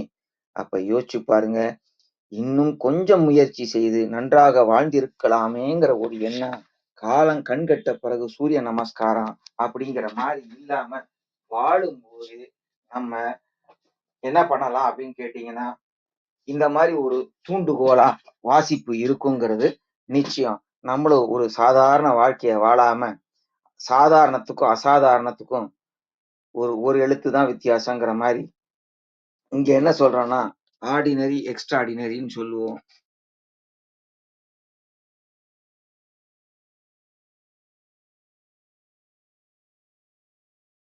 நிறைய வெளியில போச்சு. எது வரைக்கும் ஒரு சாதாரண வாழ்க்கைய வாழ்றதை விட அசாதாரண வாழ்க்கை ஆர்டினரி, எக்ஸ்ட்ராடினரி. அதாங்க. தொடரலாம். ஒரு சாதாரண வாழ்க்கைய வாழ்றதை விட அசாதாரண வாழ்க்கை எல்லாரும், அதாவது எப்படி இருந்தனா இப்படி ஆயிட்டேன்னு சொல்றதை விட எப்படி இருந்தனா இப்படி ஆயிட்டேன்னு உயர்வா சொல்ற மாதிரி ஒரு கேள்விக்குறியில இருந்து ஆச்சரியக்குறி மாதிரி ஆகணும்னு எடுத்துக்கிட்டீங்கன்னா, இந்த வாசிப்பு நம்மளை செம்மைப்படுத்துங்கிறதுல எள்ளளவும் நமக்கு சந்தேகம் கிடையாது. அப்ப இப்ப பாத்தீங்கன்னா, நான் ஏற்கனவே சொன்ன மாதிரி ஒரு ஒட்டுமொத்தமா நம்ம பேசுனத ஒரு தொகுப்பா நான் உங்களுக்கு கொடுக்குறேன். இந்த வாசிப்பை நேசிப்போம்லயும் பாத்தீங்கன்னா, ஓஷோ கார்த்திக் வந்திருக்காரு, நம்ம ரவிச்சந்திரன் ஐயா வந்திருக்காரு, சரவண கண்ணன், இன்னும் நிறைய பேர் சொல்லிட்டே போலாம். நம்ம அர்த்தநாரி ஐயா, தியாகராஜன் ஐயா, இது மாதிரி நிறைய பேர் ஏற்கனவே பல முறை சொல்லியிருக்கோம். அதனால நிறைய பேர் இங்க சரித்திரம் படைச்சு பல பேரோட சரித்திரத்தை உருவாக்குறதுக்கு காரணமா இருக்காங்க. அந்த வகையில இந்த சரித்திரம் படைப்போம் கிளப் வந்து கேட்டல் வழியா உதவி பண்ணுது. கேட்டல் மட்டும் பத்தாது. அடுத்த படிநிலைக்கு நீங்க செய்யணும். லிசன், ஸ்பீக், ரீட், ரைட் அப்படிங்கிறதுல அடுத்த படிநிலைக்கு நீங்க செல்லணும் அப்படிங்கிறதுக்கு வாய்ப்பு குடுத்து பேச வைக்கிறாங்க. மேலும் படிக்க உதவுறாங்க. அதாவது வாசிப்ப மேம்படுத்தணும்னு பல புத்தகங்கள பத்தி இங்க அ வந்து பேசுறாங்க. பல வல்லுனர்கள் இருக்காங்க. அப்ப வாசிப்புங்கிறது ஒரு முக்கியமான கல்வி செயல்பாடு. இது ஒருத்தருக்கு வாழ்ல அனைத்து வகைகளிலும் உதவி செய்யுது. அப்ப எப்படி இவ்வளவுதான் சொல்லிட்டீங்களே! வாசிக்கிறது எப்படின்னு நீங்க சொல்லிக் குடுக்க மாட்டீங்களா? வாசிப்பது எப்படிங்கிறது ஒரு புஸ்தகமே இருக்கு. சொல்லேந்திரனோ யாரோ ஒருத்தர் எழுதினது. பேர் ஞாபகம் இல்ல ஆசிரியர் பேரு. அத நீங்க பார்க்கலாம். நம்ம பில்டிங் ஸ்ட்ராங், பேஸ்மெண்ட் வீக்ங்கிற மாரி ஆயிட்டோம். அப்ப வாசிக்கிறது எப்படி? எழுத்துக்கள அறிஞ்சுக்கிறோம். சொற்கள இணைச்சு புரிஞ்சுக்கிறோம். வாக்கியங்கள புரிஞ்சுக்கிறோம். கருத்துக்கள புரிஞ்சு கொள்றோம். இப்படி இருந்தா வாசிக்கிறது சரியா இருக்குன்னு அர்த்தம். அப்ப வாசிக்கும்போது வேகமா வாசிக்காம, அறக்க பறக்க வாசிக்காம, ஏனோ தானோன்னு வாசிக்காம, குறிப்புகள எடுத்துக்கிட்டு, உ உ அந்த கருத்துக்கள வாங்கிக்கிட்டு, வாசிச்சத பத்தி யோசிச்சுட்டு இருந்தா, வாசிப்பு கூட பலன் கிடைக்கும். அப்ப ஒரு கவிதையா சொல்றதா இருந்தா, எப்படி உயிர் வாழ்றதுக்கு சுவாசிப்போ, வாசிப்பை நேசிப்போம். அன்றும், இன்றும் வாசிப்பின் அர்த்தம் ஒன்றே. வாசிப்பு என்ற அறிவின் விளக்கு நீ வாசிக்க வேண்டும் உன் வாழ்வை மாற்றும். வாசிப்பு நம்மை அறிவாளியாக்கும். வாசிப்பு நம்மை வளப்படுத்தும். வாசிப்பை நேசிப்போம், வாசிப்பை வளர்ப்போம் அப்படின்னு நம்ம நிறைவு செய்யணும். அதுக்கு முன்னாடி ஏற்கனவே சொன்ன மாரி, அறிவு வளருதா அப்படின்னு பார்த்தா, ஆமாங்க. இன்னைக்கு ஒரு ஒ ஒ ஒ 1% வளர்ந்துருச்சுன்னு கூட எடுத்துக்குவோமே. எப்படி அப்படின்னு கேட்டீங்க. நம்ம ஒரு திருக்குறள பத்தி சொல்லியிருக்கோம். அப்போ ஒரு புதுசா கேட்டிருக்கீங்க. அத பத்தி சிந்திக்க ஆரம்பிக்கிறீங்க. உறவு கலை அப்படின்னு சொன்னது இன்டர்பர்சனல் ஸ்கில்ஸ் பத்தி தெரிஞ்சிருக்கும். அத பத்தி புரிய புரிய ஆரம்பிச்சிருக்கோம். நேத்து சண்டை நடந்திருந்ததுன்னா, ஏன் அந்த சண்டை அப்படின்னு அப்போ உறவுகள பலப்படுத்துறது எப்படிங்கிற ஒரு எண்ணம் வந்திருக்கு. கத்துக்கணுங்கிற ஆசையும் ஆ ஆ ஆசையும் வந்திருக்கும்னு நான் நம்புறேன். அப்ப மெதுவா வாசிப்போம். வாசிச்சத பத்தி யோசிப்போம். எத வாசிக்கிறதுன்னு கேட்டவங்களுக்கு, பொழுதுபோக்கா கூட வாசிங்க. கல்விக்காக வாசிங்க. வாசிங்க. ஆனா வாசிக்காம இருந்துறாதீங்க. தகவல் வாசிங்க. பொதுவா சொல்லுவோம், ஒரு டீ கடை பெஞ்சுல ஒரு போண்டா வாங்குற பேப்பரா இருந்தா கூட நீங்க வாசிக்கிறது தப்பில்ல. வாசிக்கிறதுக்கு நேரமோ, காரணமோ தேவையே இல்லைங்க. வாசிக்கணும், அறிவ பெருக்கணும், சந்தோஷமா இருக்கணும் அப்படின்னு சொல்ற வாசிப்போட பலன்கள் அனைத்தும் நமக்கு கிடைக்கணும்னா, நீங்க எங்க வேணாலும், எப்படி வேணாலும் வாசிக்கலாம். ஒரு போண்டா பேப்பர்ல கூட சில விஷயங்கள் இருக்கும். அப்படிங்கிறத நம்ம தெரிஞ்சுக்கலாம். ஆ அந்த பொழுதுபோக்கு வாசிப்புன்னா, புதினங்களோ, சிறுகதைகளோ, கவிதைகளோ, நாவல்களோ வாசிக்கலாம். செய்தித்தாள வாசிங்க, இதழ்கள வாசிங்க, வலைத்தளங்கள வாசிங்க. உங்களுக்கு எது வேணுமோ அத வாசிங்க. அறிவு வளரும். இதுக்கு கேரண்டி குடுக்குறீங்கன்னா, தாராளமா கேரண்டி குடுக்கணும். சொன்னபடி வாசிக்கணும், புரிஞ்சுக்கணும். இதெல்லாம் பண்ணீங்கன்னா, வாசிச்சா அறிவு வளர்ச்சி, புரிதல் திறன், நல்லெண்ணம், சொற்பொழிவு திறன், கற்றல் திறன், வாழ்க்கையில முன்னேற்றம். அ வாழ்க்கையில் முன்னேற்றம்ன்னா, சுய முன்னேற்ற புத்தகங்கள்லாம் படிச்சேன் அப்படின்னு சொல்லிட்டு நெறைய வந்திருந்து, ஆனாலும் ஒரு ஒரு பிரயோஜனமும் இல்ல. எப்படி பேச்சுக்கலை ரொம்ப முக்கியம்னு அந்த காலத்துல இருந்து சொல்லிட்டு இருந்தாலும், இன்னும் நெறைய பேருக்கு பேச்சுல தடுமாற்றம் இருந்தாலும், புத்தகங்கள மட்டும் பார்த்து இருந்தா பிரயோஜனம் இல்ல. செயல் வடிவத்துல இருக்கணும். இதுக்கு ஒரு நகைச்சுவையா ஒருத்தர் சொல்லுவாரு. புதுசா கல்யாணமான ஒரு தம்பதி, மனைவிமார் வந்து என்ன பண்ணாங்கன்னா, "ஏங்க அடுப்புல பால் வச்சிருக்கேன். நான் வந்துர்றேங்க. பால் பொங்குச்சுன்னா பாருங்கன்னாங்களாம்." உடனே நம்ம ஆளும், "ஆ சரி" அப்படின்னாராம். வந்து பார்த்தா, பால் பொங்கி கேஸ் எல்லாம் அணைஞ்சு கிடக்கு. உடனே சொல்றாராம் அந்த அம்மா, "ஏங்க உங்களுக்கு அறிவு இல்லைங்களா? ஏங்க பால பார்த்துக்கங்க, பொங்குதான்னு பார்த்துக்கங்கன்னு சொல்லிட்டு போனேன். இந்த ஒரு சின்ன வேலைய கூட உங்களுக்கு செய்ய தெரியாதான்னு?" கேட்கறாங்க. நம்ம ஆளு ரொம்ப ஒழுக்க பேர்வழி. சொன்னத அப்படியே கேட்கக்கூடிய ஆளு. இதுதான் இந்த வாசிப்புக்கு உண்டான துணுக்கா கூட நம்ம எடுத்துக்கலாம். அவரு சொன்னாராம், "நான் உனக்கு உண்மையில ரொம்ப கடமைப்பட்டவன். நீ சொல்ற பேச்ச கேட்கக்கூடிய ஒழுக்கமான கணவன், ஒழுங்கான கணவன். நீ என்ன சொன்ன? நல்லா யோசிச்சு பாரு. பால் பொங்குதா பாருன்னு சொன்ன. நான் பால் பொங்குறத பார்த்தேன். இப்படித்தாங்க இருக்கும். புத்தகத்த வாசித்து அதோட உள்ளர்த்தம் புரிந்து செயல்படாம இருந்தா, பால் பொங்குதா பாருங்கிற மாரி தான் இருக்கும். பேச்சுக்கலையோ, தன்னம்பிக்கை சார்ந்த புத்தகங்களை வாசிப்பதால் மட்டுமே ஒரு பயனும் கிடையாது. அதை நடைமுறைப்படுத்த வேண்டும் அப்படிங்கிறதுக்கு ஹாஸ்யமா சொல்லுவாங்க இத. அப்ப வாசிக்கிறதுனால சமூக வளர்ச்சி, கலாச்சாரத்த பத்தி பரிமாற்றம் கூட நடக்குதுங்க. எங்க எப்படி பேசணும்? யாருக்கு என்ன? எந்த மாரி பழகணும்? அப்படிங்கிற அந்த கலாச்சார பரிமாற்றம். உலகம் வந்து அ பெருசுங்க. நம்ம அப்படியே யாதும் ஊரே யாவரும் கேளீர் மாரி பல வகையான கலாச்சாரங்கள தெரிஞ்சுக்கலாம். மொழி வளர்ச்சி அடையுது. சிறந்த குடிமக்களாக நம்ம உருவாக்கம் பெற முடியுங்கிறது திண்ணம்னு நம்ம சொல்லலாம். மொத்தத்துல உங்க தன்னம்பிக்கை வளரும், சிந்தனை திறன் வளரும், கற்றல் திறன் வளர்ச்சி அடையும், வாழ்க்கையில முன்னேற்றம் கண்டிப்பா இருக்கும். பிறரோட தொடர்பு கொள்ற திறன் வளர்ச்சி முக்கியமா இருக்கும். அப்படிங்கிறது எள்ளளவும் சந்தேகம் இல்லைங்கிறத நான் மீண்டும் ஒரு முறை உங்களுக்கு சொல்றேன். இந்த செயல்பாடானது வாசிப்பான செயல்பாடானது ஒருவருக்கு வாழ்வின் அனைத்து கூறுகளிலும் உதவுதுங்கிறதுல எள்ளளவும் நம்ம சந்தேகம் கொள்ள வேண்டாம். நம்ம எப்போதுமே வாசிப்பை நேசிப்போம், வாசிப்பை வளர்ப்போம் அப்படின்னு சொல்றேன். இப்ப இன்னும் ஒரு 10 நிமிடம் இருக்கிறதுல நான் ஒரு 5 நிமிடம் எடுத்துக்கிறேன். என்னன்னா, நண்பர் கேட்டாரு, "வாசிக்கிறது நீங்க எப்படிங்க வாசிக்கிறீங்க? ஆ வாசிப்புனால உங்களுக்கு என்ன வந்ததுங்க?" அப்படின்னு சொல்லும்போது, என்னோட வாழ்க்கையில வாசிப்போட நேசிச்சதுனால உள்ள பங்கு என்ன அப்படின்னு பார்த்தீங்கன்னா, ஏற்கனவே நான் சொன்ன மாரி, ஆ சிறு வயசுல 6 வித்தியாசங்கள்லேருந்து ஆரம்பிச்சது. அப்ப கூர்ந்து நோக்கும் அந்த திறன் வளர்ந்ததுன்னு சொல்லலாம். 2 படத்த குடுத்து, எப்படி எதுல வித்தியாசம் இருக்குன்னு கண்டுபிடிக்கும்போது, உங்களோட கூர்ந்து நோக்கும் திறன் அது வந்து வளர்ந்தது. சுற்றுப்புற சூழ்நிலைகள கவனிக்கணுங்கிற அந்த ஒரு எண்ணத்த வளர்த்தது, அந்த ஒரு 6 வித்தியாசங்கள்னு கூட சொல்லலாம் நம்ம. அது மட்டும் இல்லாம, ஒரு 5, 6ஆம் வகுப்பு படிக்கும்போது, ஏதோ ஒரு சூழ்நிலையினால இந்த அமர் சித்திர கதான்னு சொல்லுவாங்க.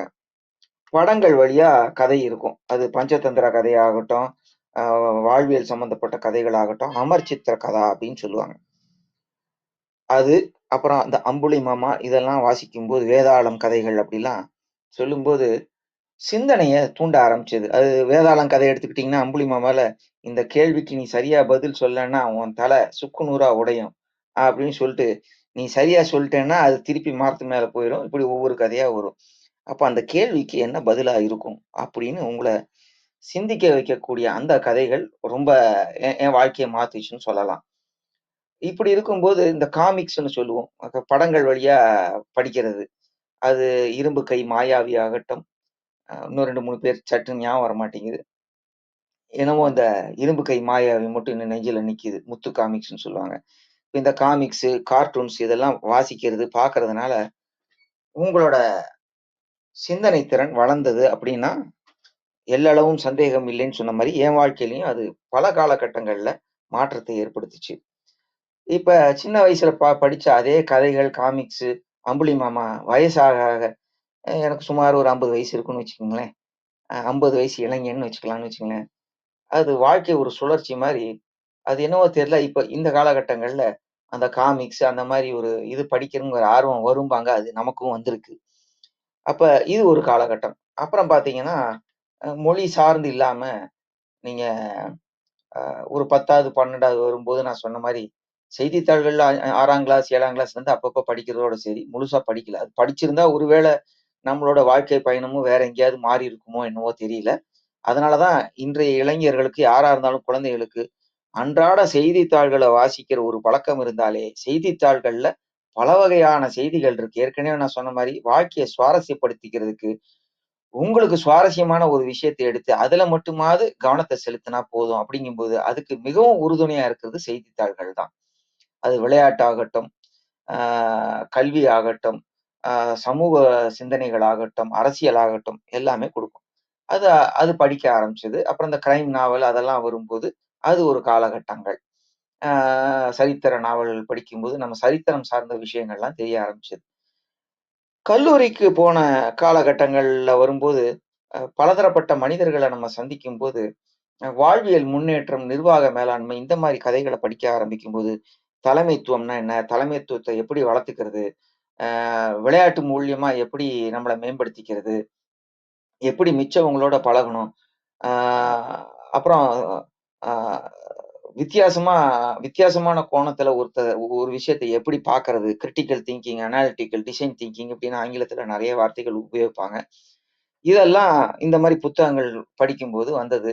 அந்த வகையில ஆங்கிலம் சரளமா எனக்கு ஓரளவுக்கு பேச முடியுதுன்னா, நான் வந்து அந்த காலகட்டங்கள்ல கோப் மேயர்ன்னு ஒருத்தர் இருந்தாரு. அவரோட புத்தகங்கள்லாம் பார்த்தீங்கன்னா, thoughts to build on, how to get richer இது தமிழ்ல கூட வந்திருக்குங்க. குமுதத்துலலாம் வெளி வந்திருக்கு. நீங்கள் செல்வந்தராவது எப்படி? இதெல்லாம் பார்த்தீங்கன்னா, அதோட கருத்த கூட விட்டுருங்க. 2 பக்கம் ஆங்கிலத்துல இருக்கும். அத அன்னைக்கு படிச்சுட்டு போனீங்கன்னா, அத பத்தி பேசினாலே போதும் ஆங்கிலம் வளர்ந்துரும்னு சொல்லுவேன். ஆங்கிலம் பேசணும்னா, நீங்க பேசித்தான் ஆகணும். அப்படிங்கிறதுக்கு ஒரு உறுதுணை. எத பத்தி பேசுறதுங்கும்போது இந்த 2 பக்க விஷயங்கள ஒண்ணொண்ணும் ஒரு ஒரு 90 சிந்தனைன்னா, இப்ப நம்ம இன்னைக்கு வாரியார் விருந்து பார்த்தோம் இல்லைங்க? அது மாரி இருக்கும். அப்ப அத பத்தி மட்டும் நீங்க பேசுறதுக்கு மொழி வளர்ச்சி என்னோட ஆங்கில புலமை ஓரளவுக்கு வளர்ந்தது அப்படிதான். அப்புறம் ஆன்மீக சம்மந்தப்பட்டது இப்பயும் இருக்கு. திருமந்திர கிளப் ஆகட்டும், அதெல்லாம் படிக்கும்போது வித்தியாசமான சிந்தனைகள் அத தேடி தேடி போன இடத்துல கத்துக்கிறதுனால ஆன்மீகத்துல ஈடுபாடு வந்தது. இந்த வகையில அப்படியே பார்க்கும்போது, வாழ்க்கையில அ புத்தகம் எழுதணுங்கிற ஏற்கனவே சொன்ன மாரி, நீங்க ஒரு படைப்பாளி ஆகலான்னு சொன்னாங்க. அது படைப்பாளி, ஒரிஜினல் படைப்பாளியா இல்லன்னா தொகுப்பாசிரியரான்னு பார்க்கும்போது 2மே நம்ம வாழ்க்கையில இருந்திருக்கு. கணிப்பொறி சம்மந்தப்பட்ட விஷயங்கள நம்ம பார்க்கும்போது, நீங்க ஏன் புத்தகம் எழுதக்கூடாதுன்னு ஒருத்தர் கேட்கும்போது, சரி ஒரு 10 புஸ்தகத்த வாசிப்போம். மக்களுக்கு என்ன நம்ம பேசி பார்ப்போம். குழந்தைகள் ஆகட்டும் எல்லார்ட்டயும். அப்படி ஆரம்பிச்சது தான். ஒரு 20 இன்னைக்கு ஒரு 28 புஸ்தகம் ஆயிடுச்சுங்க. அ ரொம்ப வருஷத்துக்கு முன்னாடி ஒரு 18 புஸ்தகம் எழுதுனது. எல்லாம் கணிப்பொறி சார்ந்து, குழந்தைகளுக்கு எளிமையா கணிப்பொறி கல்விய பள்ளிகள்ல சொல்லி தர்றதுக்காக எழுதப்பட்ட புத்தகங்கள். அப்போ குழந்தைகளோட பழகுனதுனால, அவங்களோட அனுபவம் நமக்கு ஒரு நல்ல விஷயமா அமைஞ்சது. இதுவும் எனக்கு வாசிப்புனால கிடைச்ச விஷயம் தான். அப்புறம் வாழ்க்கைய எப்படி வாழணும் அப்படின்னு நம்ம கண்ணதாசன் பாட்டு இதெல்லாம் கேட்கிற மாரி, என்னோட வாழ்க்கையில நெறைய விஷயத்த மாத்துன அ விஷயங்கள் அப்படின்னு சொன்னா, ரிச்சர்ட் கார்ல்சன் அப்படின்னு ஒருத்தர் இருக்காரு. அவரு ஒரு புத்தகத்தோட தலைப்பு பார்த்தீங்கன்னா, நான் ஏற்கனவே சொல்லியிருக்கேன். தமிழ்ல இல்லாதது கிடையாது. அந்தந்த மொழியில இல்லாதது கிடையாது. ஒரு காலகட்டத்துக்கு அப்புறம் ஆங்கிலம் படிக்கிறது, அதெல்லாம் இருக்கிறதுனால, அந்த தாக்கம் இருந்ததுனால கொஞ்சம் கொஞ்சம் அத நம்ம நினைவூட்டுறோம். இதெல்லாம் இன்னைக்கு தமிழ்ல கூட மொழிபெயர்த்திருக்காங்க. சாராம்சம் சொல்றதா இருந்தா, இதுக்கு போய் அழட்டிக்கலாமாங்கிறது தான் அந்த புத்தகத்தோட பேரு. அதாவது என்னன்னா, "don't sweat the small stuff. It is all small stuff" அப்படின்னு சொல்லுவாங்க. அ அதுல வாழ்வியல் சம்மந்தப்பட்ட வாழ்க்கைய நம்ம அவசர கதியில வாழக்கூடாது. இப்படி இருந்துட்டு இருக்கோமே அப்படின்னு சொல்லும்போது, இன்னைக்கு சொன்ன கதை மாரி தான். அந்த 6 சொற்கள் மாரி. Uh remember your in basket is never empty. நீங்க அவசர கதியில இருக்காதீங்க. நீங்க செய்ய வேண்டிய வேலைகள் என்னைக்கும் இருந்துகிட்டே தான் இருக்கும். நீங்க இல்லைன்னாலும், அது இன்னொருவரால் செய்யப்படும் என்ற உண்மை உங்களுக்கு புரியுமானால், your in basket is ain't empty அப்படின்னு சொல்றோம். அதாவது நீங்க செய்ய வேண்டிய வேலை எப்போதுமே இருக்கும். அது நீங்க இல்லாட்டினாலும் இன்னொருத்தர் செய்வாங்கங்கிற அந்த உண்மை உங்களுக்கு புரிஞ்சதுன்னா, அவசர கதி என்னால தான், நான் தான் அப்படிங்கிற அந்த விஷயம் உங்களுக்கு மறைஞ்சு போயிடும் அப்படின்னு ஒரு தத்துவமா கூட எடுத்துக்கிறலாம். இது மாரி சில தத்துவங்கள் எல்லாம் நன்மைக்கே, இதுவும் கடந்து போகும் அப்படிங்கிற இந்நிலை மாறும். இதெல்லாம் இந்த கட்டுரைகள் வாசிப்புனால நமக்கு வந்ததுன்னு சொல்லலாம். அப்போ வாழ்க்கையில என்னோட வாழ்க்கையில நமக்கு பல துறைகள்ல ஆர்வம் இருக்கிறதுனால, அந்தந்த காலகட்டங்கள்ல பல விஷயங்கள படிச்சதுனால, அத படிச்சதோட நில்லாம முடிஞ்ச வரைக்கும் மத்தவங்களோட பகிர்ந்துக்கணுங்கிற ஒரு எண்ணம் இருந்ததுனால, பகிர்ந்துக்கிறதுனால அது திருப்பி ஆணி அடிச்ச மாரி உங்க மனசுலயே பதிஞ்சதுங்கிறதுனால தான் இன்னைக்கு சில விஷயத்த உங்களோட நம்ம பேச முடியுது. அந்த வகையில மணி 6:58 7 மணிக்கு கரெக்ட்டா நிறைவு செய்வோம். அப்ப சாராம்சம் என்ன? இன்னைக்கு கேட்டுட்டு இருக்கீங்க. இந்த கேட்டுட்டு இருக்கிறனால, இவங்க வாசிக்கிற பழக்கத்த உருவாக்கணும்னு நெனைச்ச சரித்திரம் படைப்பவங்களுக்கு நம்ம ஒரு உறுதிமொழி கூட எடுத்துக்கிறலாம். வாசிக்காதவங்க, இல்லன்னா இன்னும் வாசிக்கிறவங்க, ஏதாவது இப்ப வாழ்க்கைய சுவாரஸ்யப்படுத்திக்கிறதுக்கு சுவாரஸ்யமான விஷயத்த தான் படிச்சுட்டு இருக்கணும்னு அவசியம் இல்ல. புதுசா தெரிந்து கொள்ளுதல் அப்படின்னு இருக்கும். மொழி கற்றுக்கொள்ற மாரி, இப்ப நான் கதைகள் படிச்சுட்டு இருந்தேன்னா, ஏன் நான் வந்து கட்டுரைகள் வாசிக்கக் கூடாது? இன்னொரு முயற்சிய கூட நம்ம தொடங்கலான்னு ஒரு உறுதிமொழி கூட எடுத்துக்கலாம். எப்படி உயிர் வாழ்றதுக்கு வாசிப்பு சுவாசம் முக்கியமோ, நம்ம வாசிப்ப நேசிப்போம். நீங்க வாசிக்கணும். உங்க வாழ்க்கைய மாத்தும். வாசிப்பு நம்மை அறிவாளியாக்கும். வாசிப்பு நம்மை வளப்படுத்தும். வாசிப்பை நேசிப்போம். இப்ப நான் ஏற்கனவே சொன்ன மாரி வாசிப்பை நேசிப்போம். ஆனா நான் படிச்சத அடுத்தவங்களுக்கு பகிர்ந்து குடுக்கணுங்கிற அந்த ஒரு விஷயம். நன்றிய வந்து பல வகையில தெரிவிக்கலாம். அப்ப நான் கற்றுக்கிட்டத 4 பேருக்கு பயன்படுற மாரி வாழணும். பயன் பெறணும், பயன் பெர்ற மாரி வாழணும்னு அடிக்கடி நம்ம பேச்சுக்கள்ல சொல்ற மாரி, சொற்பொழிவுகள்ல சொல்ற மாரி, வாசிப்பை நேசிப்போம், வாசிப்பை வளர்ப்போம், வாசிப்பை பலப்படுத்துவோம் அப்படின்னு சொல்லி நன்றி கூறி விடைபெறுகிறேன். கேள்விகள் ஏதாவது இருந்தால் அடுத்து ஒரு 15 நிமிடம் எடுத்துக்கலாம். அப்புறம் நண்பரே, நான் கிளம்ப வேண்டியிருக்கிறதுனால 7:15க்கு நான் நிறைவு செஞ்சிடுவேன். நான் வெளியில கிளம்புற மாதிரி இருக்கும் நண்பரே. அது வரைக்கும் நம்ம இருக்கலாம். நன்றி. சரித்திரம் படைப்போம் குழு என் மேல வச்ச நம்பிக்கையை காப்பாத்தி இருக்கும்னு நினைக்கிறேன். வாய்ப்பு தந்தமைக்கு நன்றி அனைவருக்கும். நன்றிங்க அன்பு நண்பரே. மிகவும் சிறப்பான ஒரு உரையாக இன்றைய வாசிப்பை நேசிப்போம் பகுதி அமைந்திருந்தது. தென்கட்சி கோ சுவாமிநாதனிலிருந்து ஒவ்வொரு விடயங்களாக நிறைய ரசிக்கும்படியாகவும் அதே நேரத்தில் ரசிப்பதோடு நில்லாமல் அதை நமது வாழ்வியலில் எவ்வாறு எடுத்து செல்ல வேண்டும் என்பதை குறித்த ஒரு பார்வையாக இன்றைய பதிவு இருந்தது.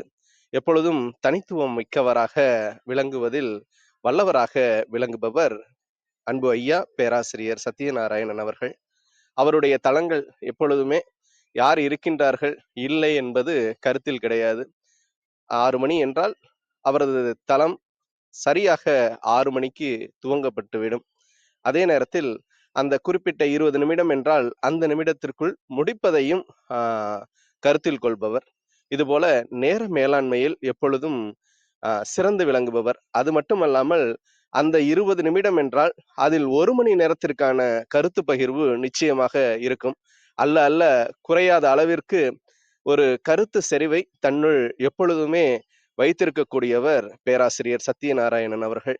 நிறைய நல்ல கருத்துக்களை இந்த சொல்லரங்கில் நிறைய பதியமிட்டு இருக்கின்றார். அது மறு ஒளிபரப்பாகவும் நிறைய பேரால் கேட்கப்படுகின்றது. இத்தகைய சிறப்புக்குரியவர் இன்று நமது எளிய அழைப்பினை ஏற்று நமது நிகழ்வில் பங்கேற்ற தருணங்களுக்காக சொல்லரங்க சொந்தங்களுடன் இணைந்து சரித்திரம் படைப்போம் தளம் அவருக்கு மனம் நிறைந்த நன்றிகளையும் வாழ்த்துக்களையும் பாராட்டுகளையும் பகிர்ந்து கொள்வதில் பெருமகிழ்வு கொள்கின்றது. அன்பிற்கினிய நண்பர்களே, நாம் அனைவரும் இணைந்திருப்பது சரித்திரம் படைப்போம் தளம். ஒவ்வொரு வாரமும் ஒவ்வொரு தொகுப்பு, ஒவ்வொரு நாளும் ஒவ்வொரு தலைப்பு, வார இறுதியில் சிறப்பு விருந்தினரின் அழைப்பு, ஞாயிறுதோறும் நமக்கான விடுப்பு என்ற அடிப்படையில் நமது சரித்திரம் படைப்போம் தளம் இயங்கி வருகின்றது. இந்த வாரம் முழுக்க நன்மை என்ற ஒரு அற்புதமான தொகுப்பின் கீழ் நமது சீர்மை மிகு சிந்தனையாளர்களின் சிறப்புரையால் நமது அவை அழகு பெற்று வருகின்றது. இதன் முத்தாய்ப்பாக நாளை நன்மை தொகுப்பின் சிறப்பு விருந்தினராக நம்மிடையே பங்கேற்க இருப்பவர் கண் மருத்துவர் ஜெயந்தி ஆனந்தன் அவர்கள். இதுவரை 1000த்திற்கும் மேற்பட்டோருக்கு கண் சார்ந்த அறுவை சிகிச்சையை இலவசமாக செய்துள்ளவர்.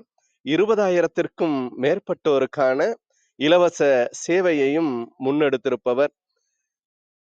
தம்முடைய பணி நேரம் போக மக்களுக்கு இந்த சேவையை செய்து வரக்கூடிய அன்பு சகோதரி அவர்களுடைய வாழ்வியல் அனுபவங்கள் மற்றும் நேர்காணல் நிகழ்வில் நாளை பங்கேற்போம். நம்முடன் இணைந்து பயணிக்கக்கூடிய சக மனிதர்களாக வாழக்கூடிய சாதனையாளர்களின் வாழ்வியலை நாமும் அறிந்து நமது வாழ்வியல் வழிகளை இன்னும் செம்மைப்படுத்துவோம்.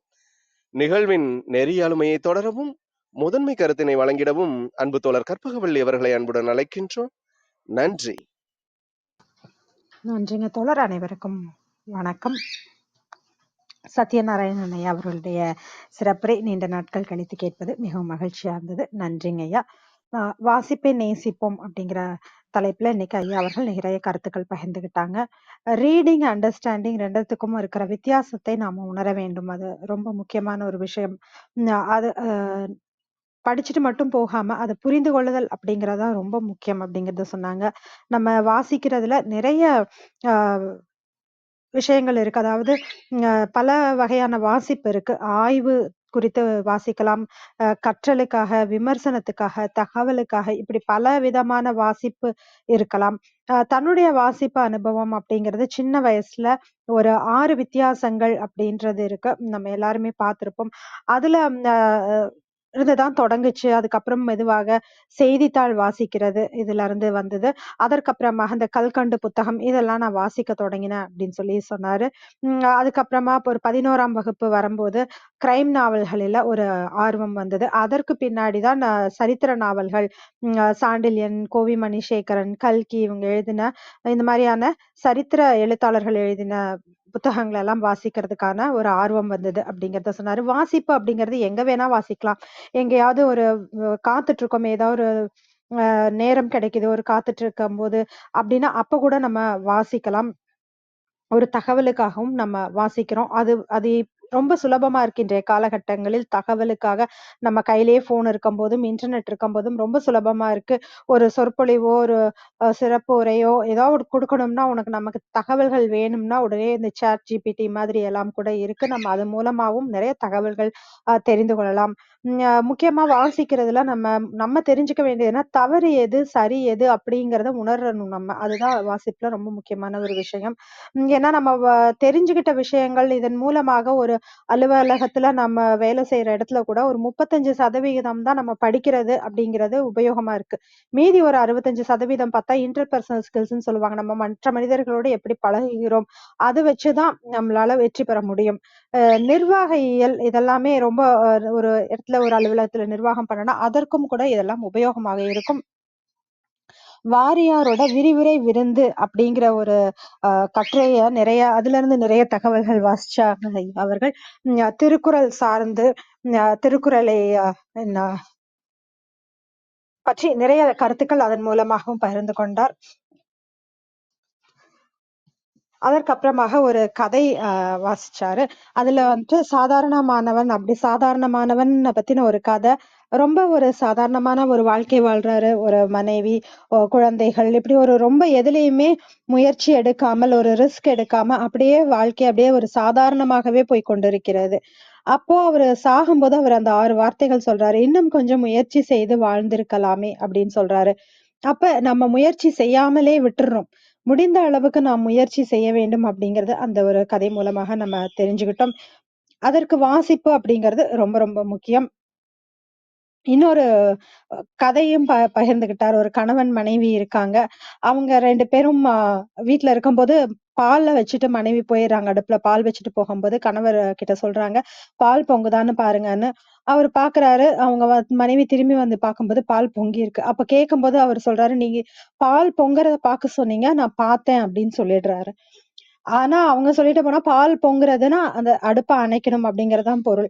இப்படி நம்ம படிக்கிறத அப்படியே எடுத்துக்காம, அதை புரிந்து கொள்ள முயற்சி செய்ய வேண்டும். அப்பதான் வாசிப்பு அப்படிங்கிறது நம்மளோட வாழ்வை வளர்க்கும் அப்படிங்கிறதையும் சொன்னாரு.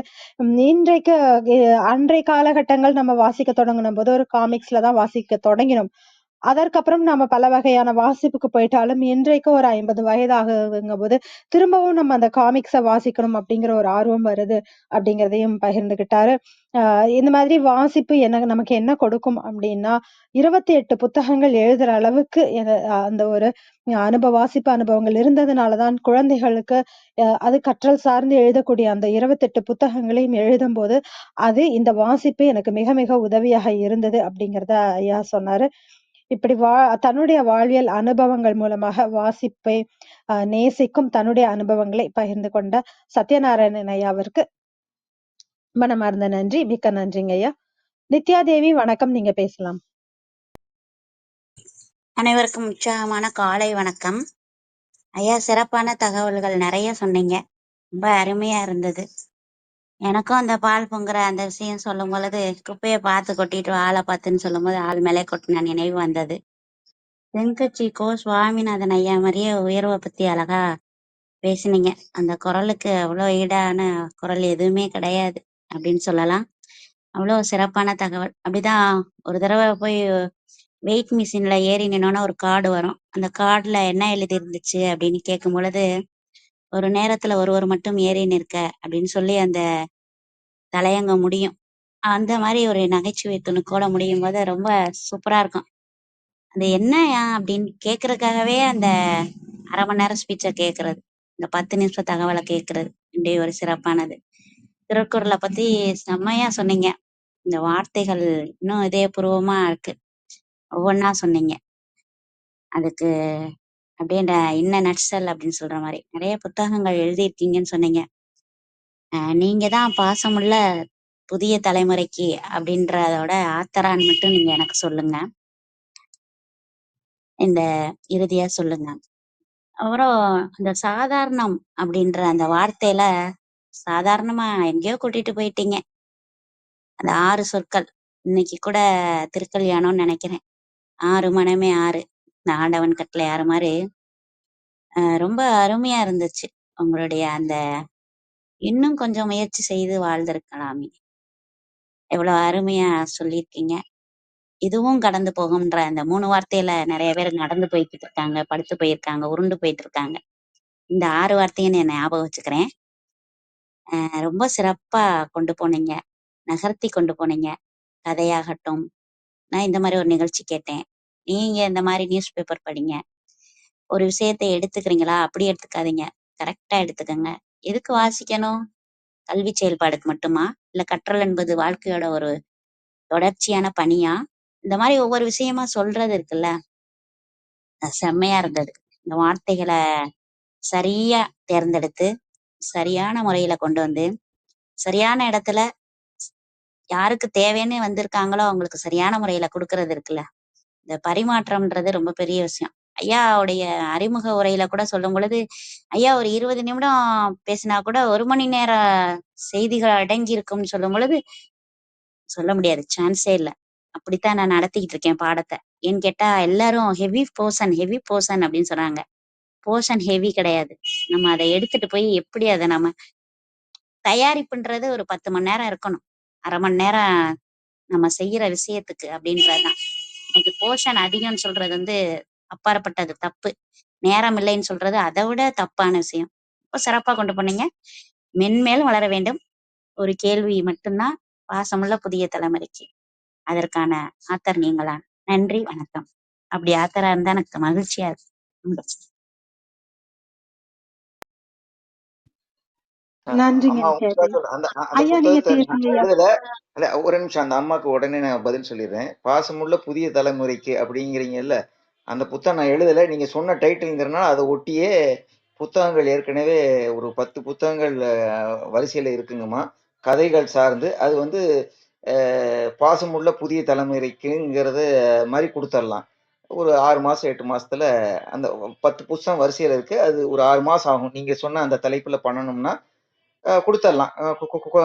புதிய தலைமுறைக்கு கதைகள் மூலியமாவே சிந்திக்கிற திறனை வளர்த்தி பண்ற மாரி, நீங்க சொன்ன இந்த தலைப்பிலேயே ஒரு புத்தகத்த 6 மாசம் கழிச்சு வெளியிட்டுறலாங்கம்மா. நன்றி.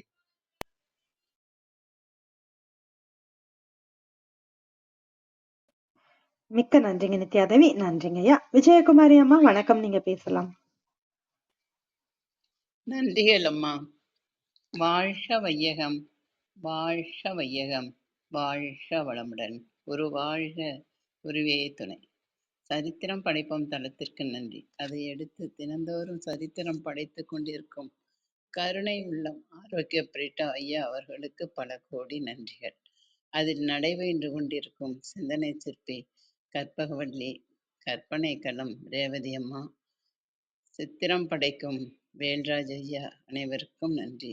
இன்று இந்த தளத்தில் நமக்கெல்லாம் வாசிப்பை நேசிப்போம் பேராசிரியர் சத்யநாராயணன் ஐயா அவர்களுக்கு பல கோடி நன்றிகள் ஐயா. மற்றும் நம் குழுவில் குழுமி இருக்கும் அனைத்து அன்பு உள்ளங்களுக்கும் என் மனமார்ந்த நன்றிகளும் வாழ்த்துக்களும். வாங்க வாழ்த்து பயனுக்கும் போயிடலாம். கண்களை மூடி அமைதியாக உட்காந்துக்குவோம். நாம் அமர்ந்துள்ள இந்த இடம் முழுவதும் நல்ல தூய தெய்வீக ஆற்றலே நிரம்பின. அப்படியே உணர்ந்து பாருங்க.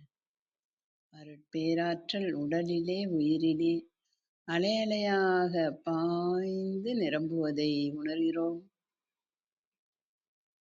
அன்னைக்கு வணக்கம், தந்தைக்கு வணக்கம், அருள்நிறை ஆசான் வேதாத்திரி மகரிஷி அவர்களுக்கு வணக்கம். குரு வாழ்க, குருவே துணை.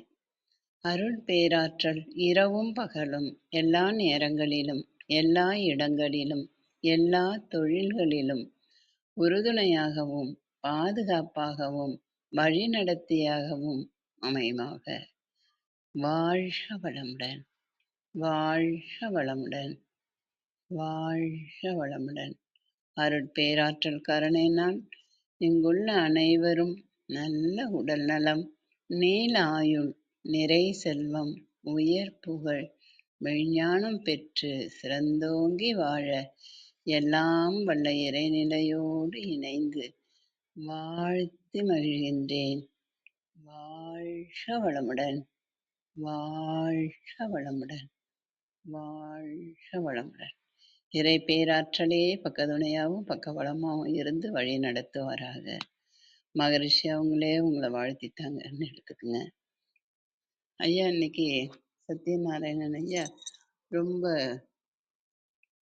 அருமையான கருத்துக்களை நிறைய விதைச்சிருக்காங்க. இந்த படிப்பு வாசிப்பை பற்றி எவ்வளோ ஒரு கருத்துரை எல்லாம் சொன்னாங்க.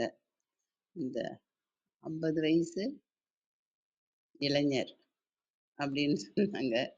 ரொம்ப நீங்கள் என்னைக்கும் இளைஞராகவே இருக்கணும்னு தாங்க ஐயா எங்களுடைய பிரார்த்தனை. ஐயா அவங்க நல்ல உடல் நலம், நீலாயுள், நிறை செல்வம், உயர் புகழ், மெய்ஞானம் பெற்று சிறந்தோங்கி வாழ வேண்டும் ஐயா. நிறைய கருத்துக்களை நீங்கள் மேலும் இங்கே சொல்லணும்னு நான் கேட்டுக்கிறேங்க ஐயா. நன்றிகள் ஐயா. நன்றி இல்லம்மா. உங்கள் அன்பான வாழ்த்துக்கும் கருத்துக்களுக்கும் மிக்க நன்றிங்கம்மா. ஆனந்த் பழனிவேல், வணக்கம், நீங்க பேசலாம். வணக்கம். வாசிப்பை இவ்வளவு சிறப்பா எடுத்து சொல்ல முடியுமா அப்படின்றது வேற யாரும் சொல்ல முடியுமா அப்படின்றது ரொம்ப சந்தேகம்தான். ரொம்ப தெளிவான ஒரு இது. பாதியில தான் வந்தேன், கேட்டுட்டு வெளில போக முடியாத அளவுக்கு கட்டி போட்ட ஒரு நல்ல உரை. வாசிப்பு எப்படி இருக்க வேண்டும், அந்த வாசிச்ச பிறகு அதை உணர்ந்து செயல்படுத்தணும்னு சொன்னீங்க இல்லையா, அதுதான் மிகப்பெரிய இன்னைக்கு உரையில் ஹைலைட். வாசிச்சுட்டு நான் இவ்வளவு வாசிச்சேன் அப்படின்னு சொல்றதை விட, வாசிச்சதுனால நான் இப்படி இதை செயல்படுத்தினேன் அப்படின்னு சொல்றது மிகப்பெரிய சிறப்பு. நான் புத்தகம் வாசிச்சேன் அப்படின்றத விட புத்தகம் வாசிச்சதுனால கத்துக்கிட்டேன் அப்படின்னு சொல்றதுதான் மிக பெருமையா இருக்கும். அதுதான் சிறப்பான விஷயமாவும் இருக்கும். அதுதான் இன்னைக்கு ஹைலைட்டா நான் பார்த்தேன். வள்ளுவ மாலையை எடுத்துட்டு வள்ளுவருக்கு மாலை சூட்டினது மிகப்பெரிய சிறப்பு. நம்ம படிக்க என்னோட அலுவலக மேசையில திருக்குறள் புத்தகம் எப்பவுமே இருக்கும். ஒரு இளம் வயது தம்பி என்கிட்ட கேட்டார், நான் திருக்குறள் படிக்கணும்னு ஆசை இருக்கு, இதை பார்த்துட்டு திருக்குறள் படிக்கணும்னு ஆசைப்பட்டப்போ உன்னோட வயசுக்கு நீ காமத்துப்பால் இருந்து ஆரம்பி அப்படின்னு சொல்லியிருந்தேன். எதுக்காகனா, இந்த வார ஜூனியர் விகடன்ல 3 சின்ன குழந்தைங்க, 13 வயசு குழந்தைகளோட பாலியல் வன்புணர்வு பத்தி 3 கிரைம் பகுதியில 3மே அதுதான் இருந்தது. இந்த காலத்துக்கட்டத்துக்கு திருக்குறள் ரொம்ப முக்கியம். அதை எடுத்துட்டு வள்ளுவ மாலையை சொல்லி அந்த திருக்குறளுக்கு பெருமை சேர்த்தது ரொம்ப சிறப்பா இருந்தது. சத்யநாராயண ஐயா வாசிப்பை நேசிப்பவர் மட்டுமல்ல, தான் வாசிச்சதை பிறருக்கு சொல்லக்கூடியதை நேசிக்கக்கூடியவர். அவர் கதை நிகழ்ச்சி நடத்திட்டு இருக்கும்போது யாராவது இருந்தாலும் சரி இல்லைனாலும் சரி அவர் கதை வாசிப்பாரு. அதை ஏன்னு கேட்கும்போது சொல்லுவார், எப்பயாவது மீள் வாசிப்புல கேட்பாங்கல்ல, கேட்டுட்டு தெரிஞ்சுக்குவாங்க அப்படின்னு சொல்லுவார். அதனாலதான் அவர் வாசிக்கிறத மட்டும் இல்ல, வாசிச்சது பிறருக்கு சொல்றதையும் நேசிக்கக்கூடியவர். சிறுகதைகள் எப்பவுமே நம்மளோட மக்களோட அன்றாட வாழ்வியலை பேசக்கூடியதா இருக்கும்.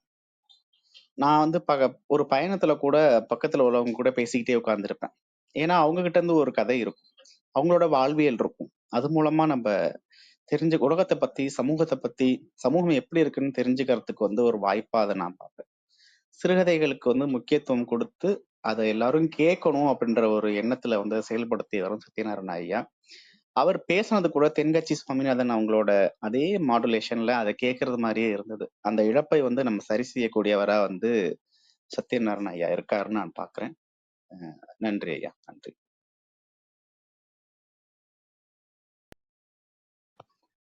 உங்கள் அன்பான வாழ்த்துக்கும் கருத்துக்களுக்கும் மிக்க மிக்க நன்றி.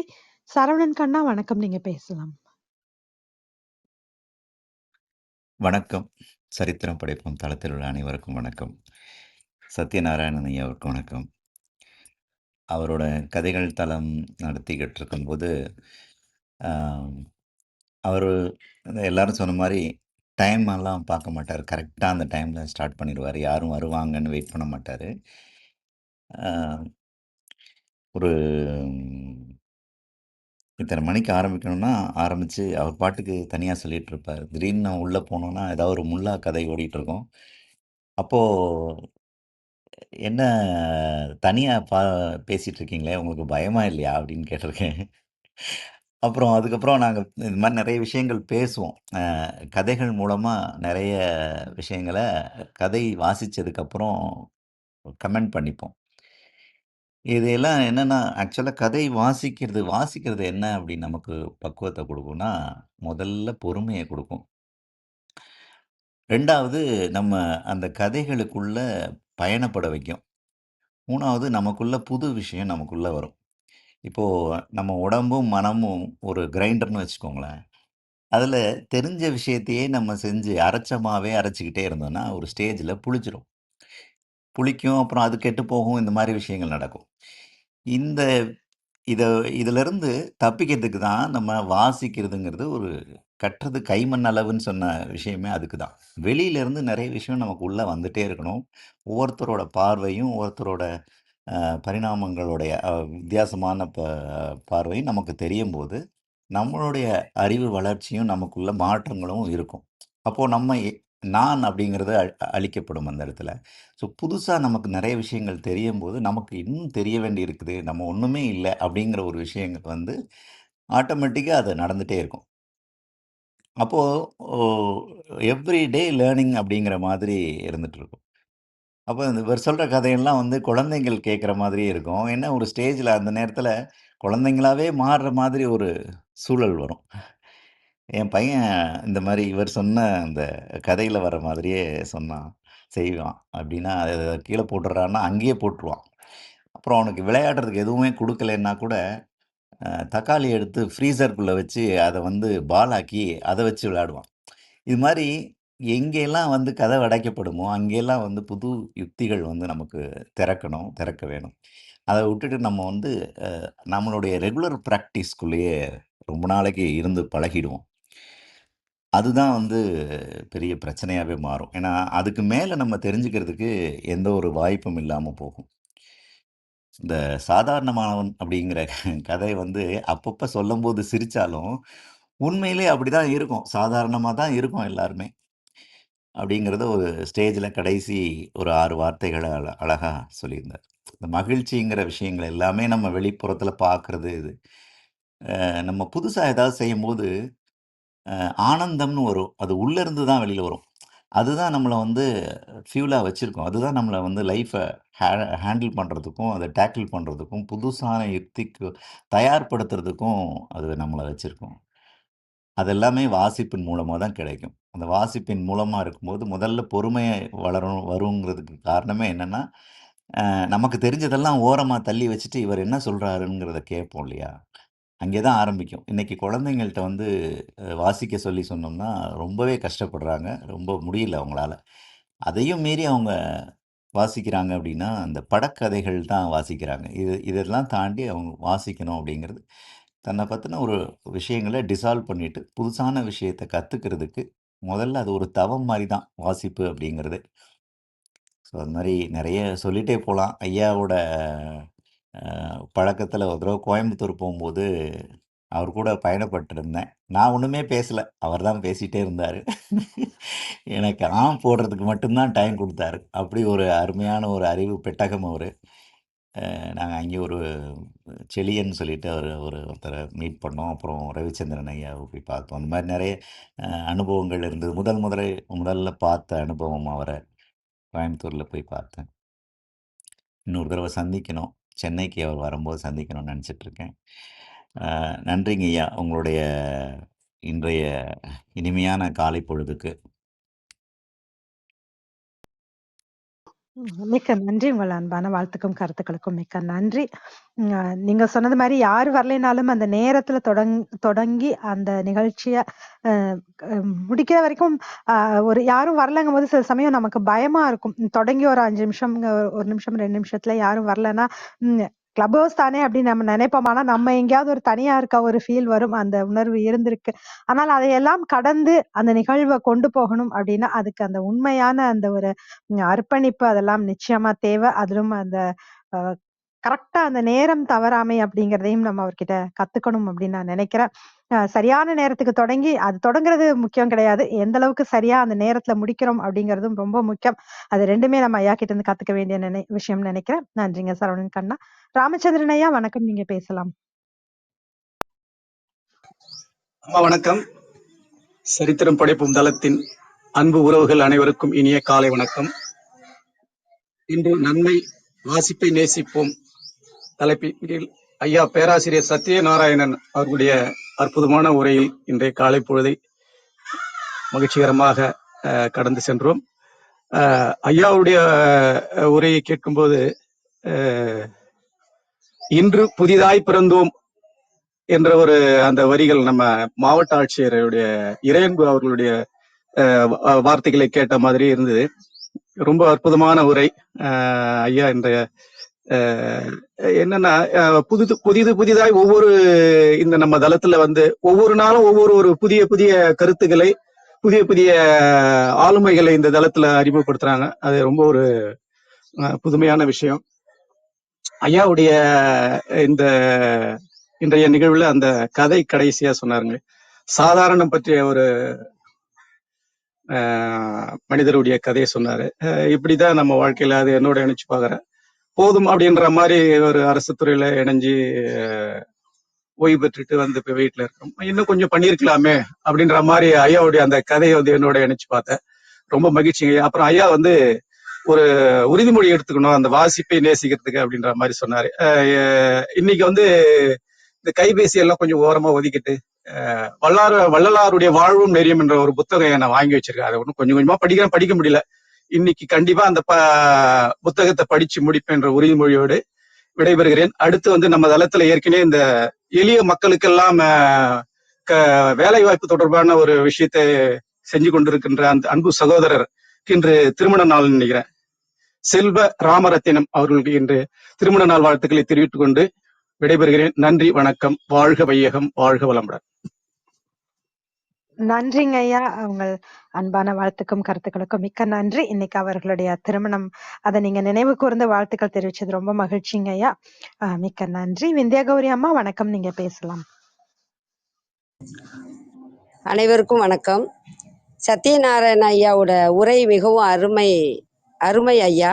மகத்துவமான பல கருத்துக்களை எடுத்துரைத்தீர்கள் ஐயா. கதை படிக்கிறது நிதானமா பொறுமையா, நீங்கள் கதையை படிக்கிறது எங்களுக்கு ரொம்ப பிடிக்கும் ஐயா. கேட்குறதுக்கு புரியும் ஐயா. இன்றைக்கி நிறைய பேர் கதை சொல்கிறதையும் கதை கேட்குறதையும் விரும்புறதில்ல. சிலர் கதையை நல்லா சொல்கிறாங்க, கதையும் குழந்தைங்க நல்லா கேட்குறாங்க ஐயா. உங்களோட அந்த உரை மூலம் நாங்கள் பல நல்ல கருத்துக்களை தெரிஞ்சுக்கிட்டோம் ஐயா. தொடர்ந்து உங்களுடைய இந்த உரை நம்மளோட சரித்திரம் படைப்போம் தளத்தில் நிகழ்ந்தால் நாங்கள் பல அரிய புதிய கருத்துக்களை தெரிஞ்சுக்கோங்க ஐயா. வாழ்வியலில் நல்ல ஒரு விளிம்பியங்களோடு நாங்கள் வாழ்வோம் ஐயா. வாழ்த்த வயதில்லை, இருந்த போதும் பாராட்டுக்கள் ஐயா. நன்றிகள் ஐயா. நன்றி நன்றி. உங்கள் அன்பான வாழ்த்துக்கும் கருத்துக்களுக்கும் மிக்க நன்றிங்கம்மா. அடுத்ததாக நாளைய சிறப்பு விருந்தினர் ஜெயந்திமா அவர்கள், கண் மருத்துவர் நம்மோடு இணைந்திருக்கிறார். வணக்கம் ஜெயந்திமா, நீங்க பேசலாம்.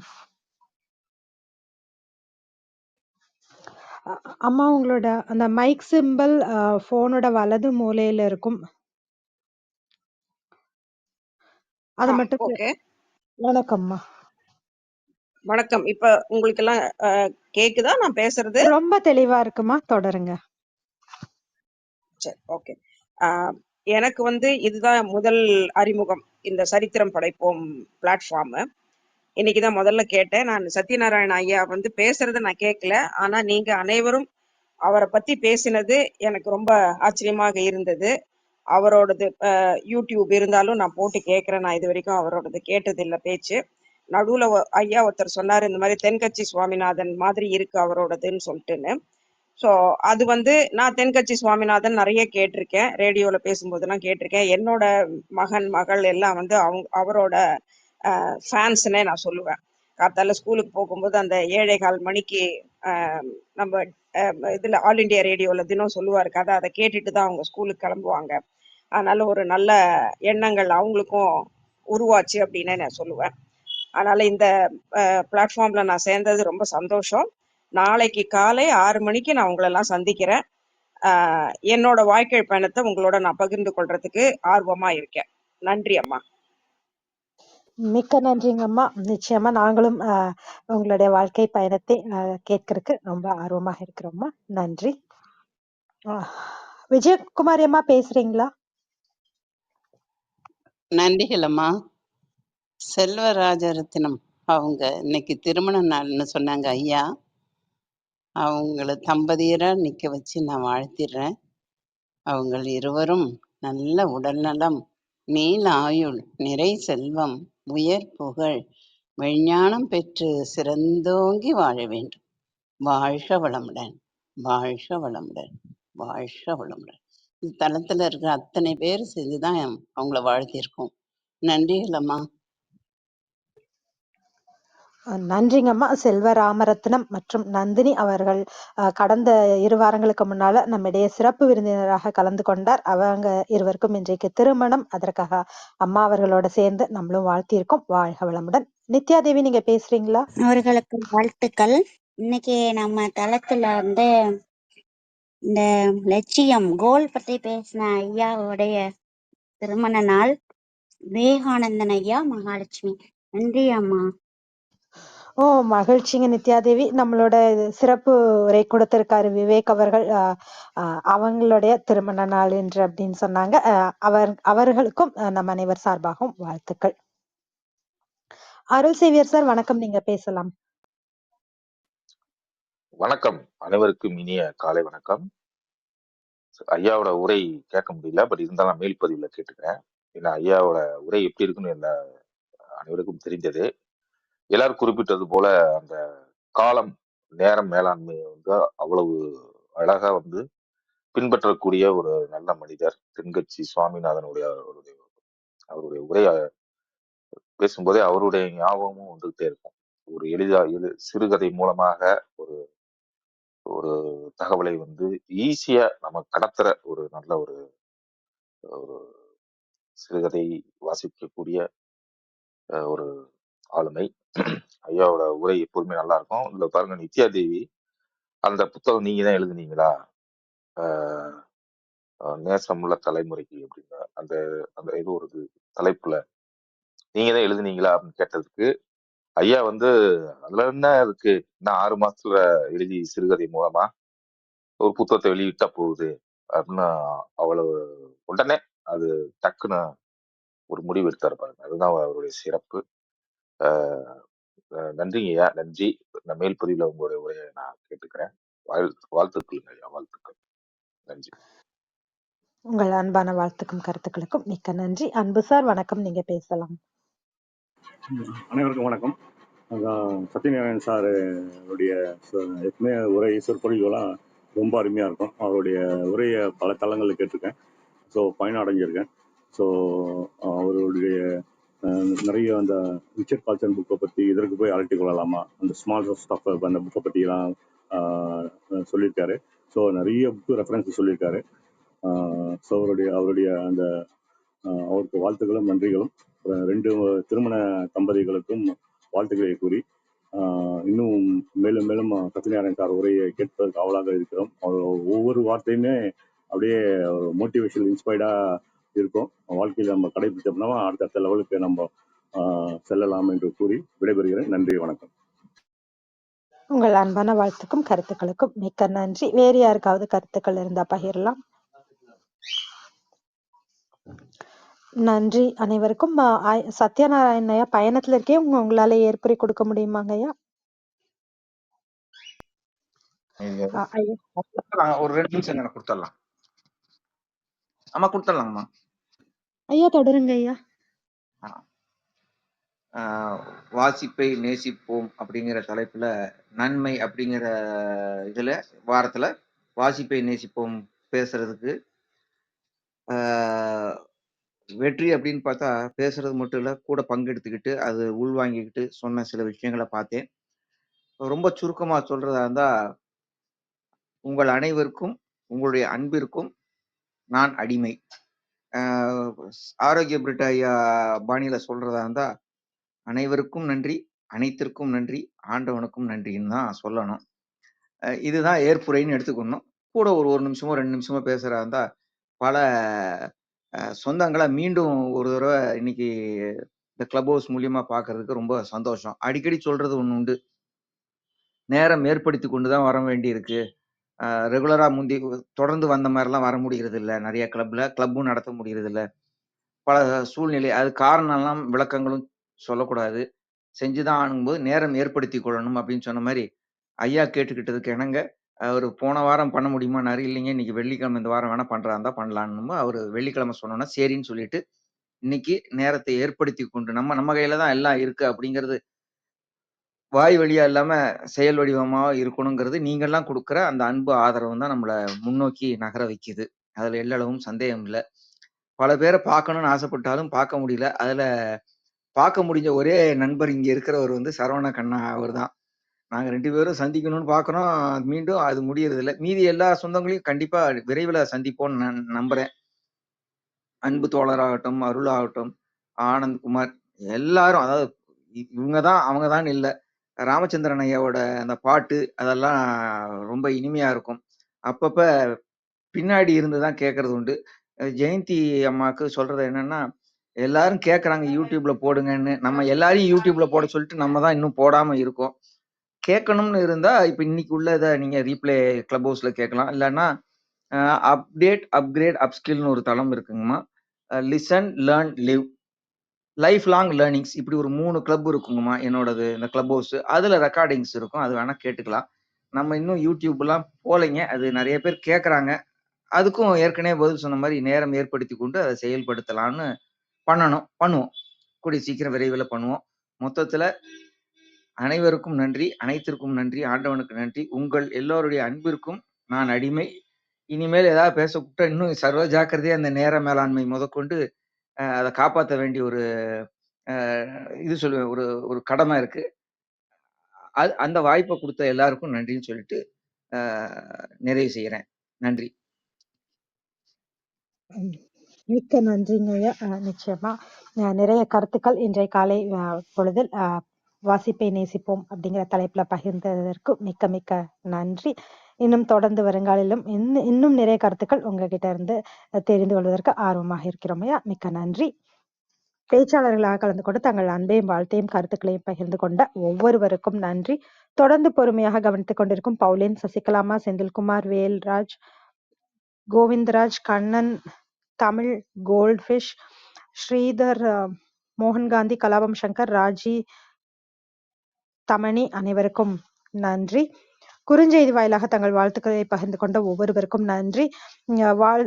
அன்புசார் அவர்கள் வாழ்த்துக்களும் சொல்லியிருக்காரு. நிறைய உபயோகமான தகவல்கள் தெரிந்து கொண்டதாகவும் சொல்லியிருக்காரு. ஸ்ரீதர் கே அவர்கள் கதைகளின் காப்புரிமை குறித்த தகவல் சொல்லவும் அப்படின்னு கேட்டிருக்காரு.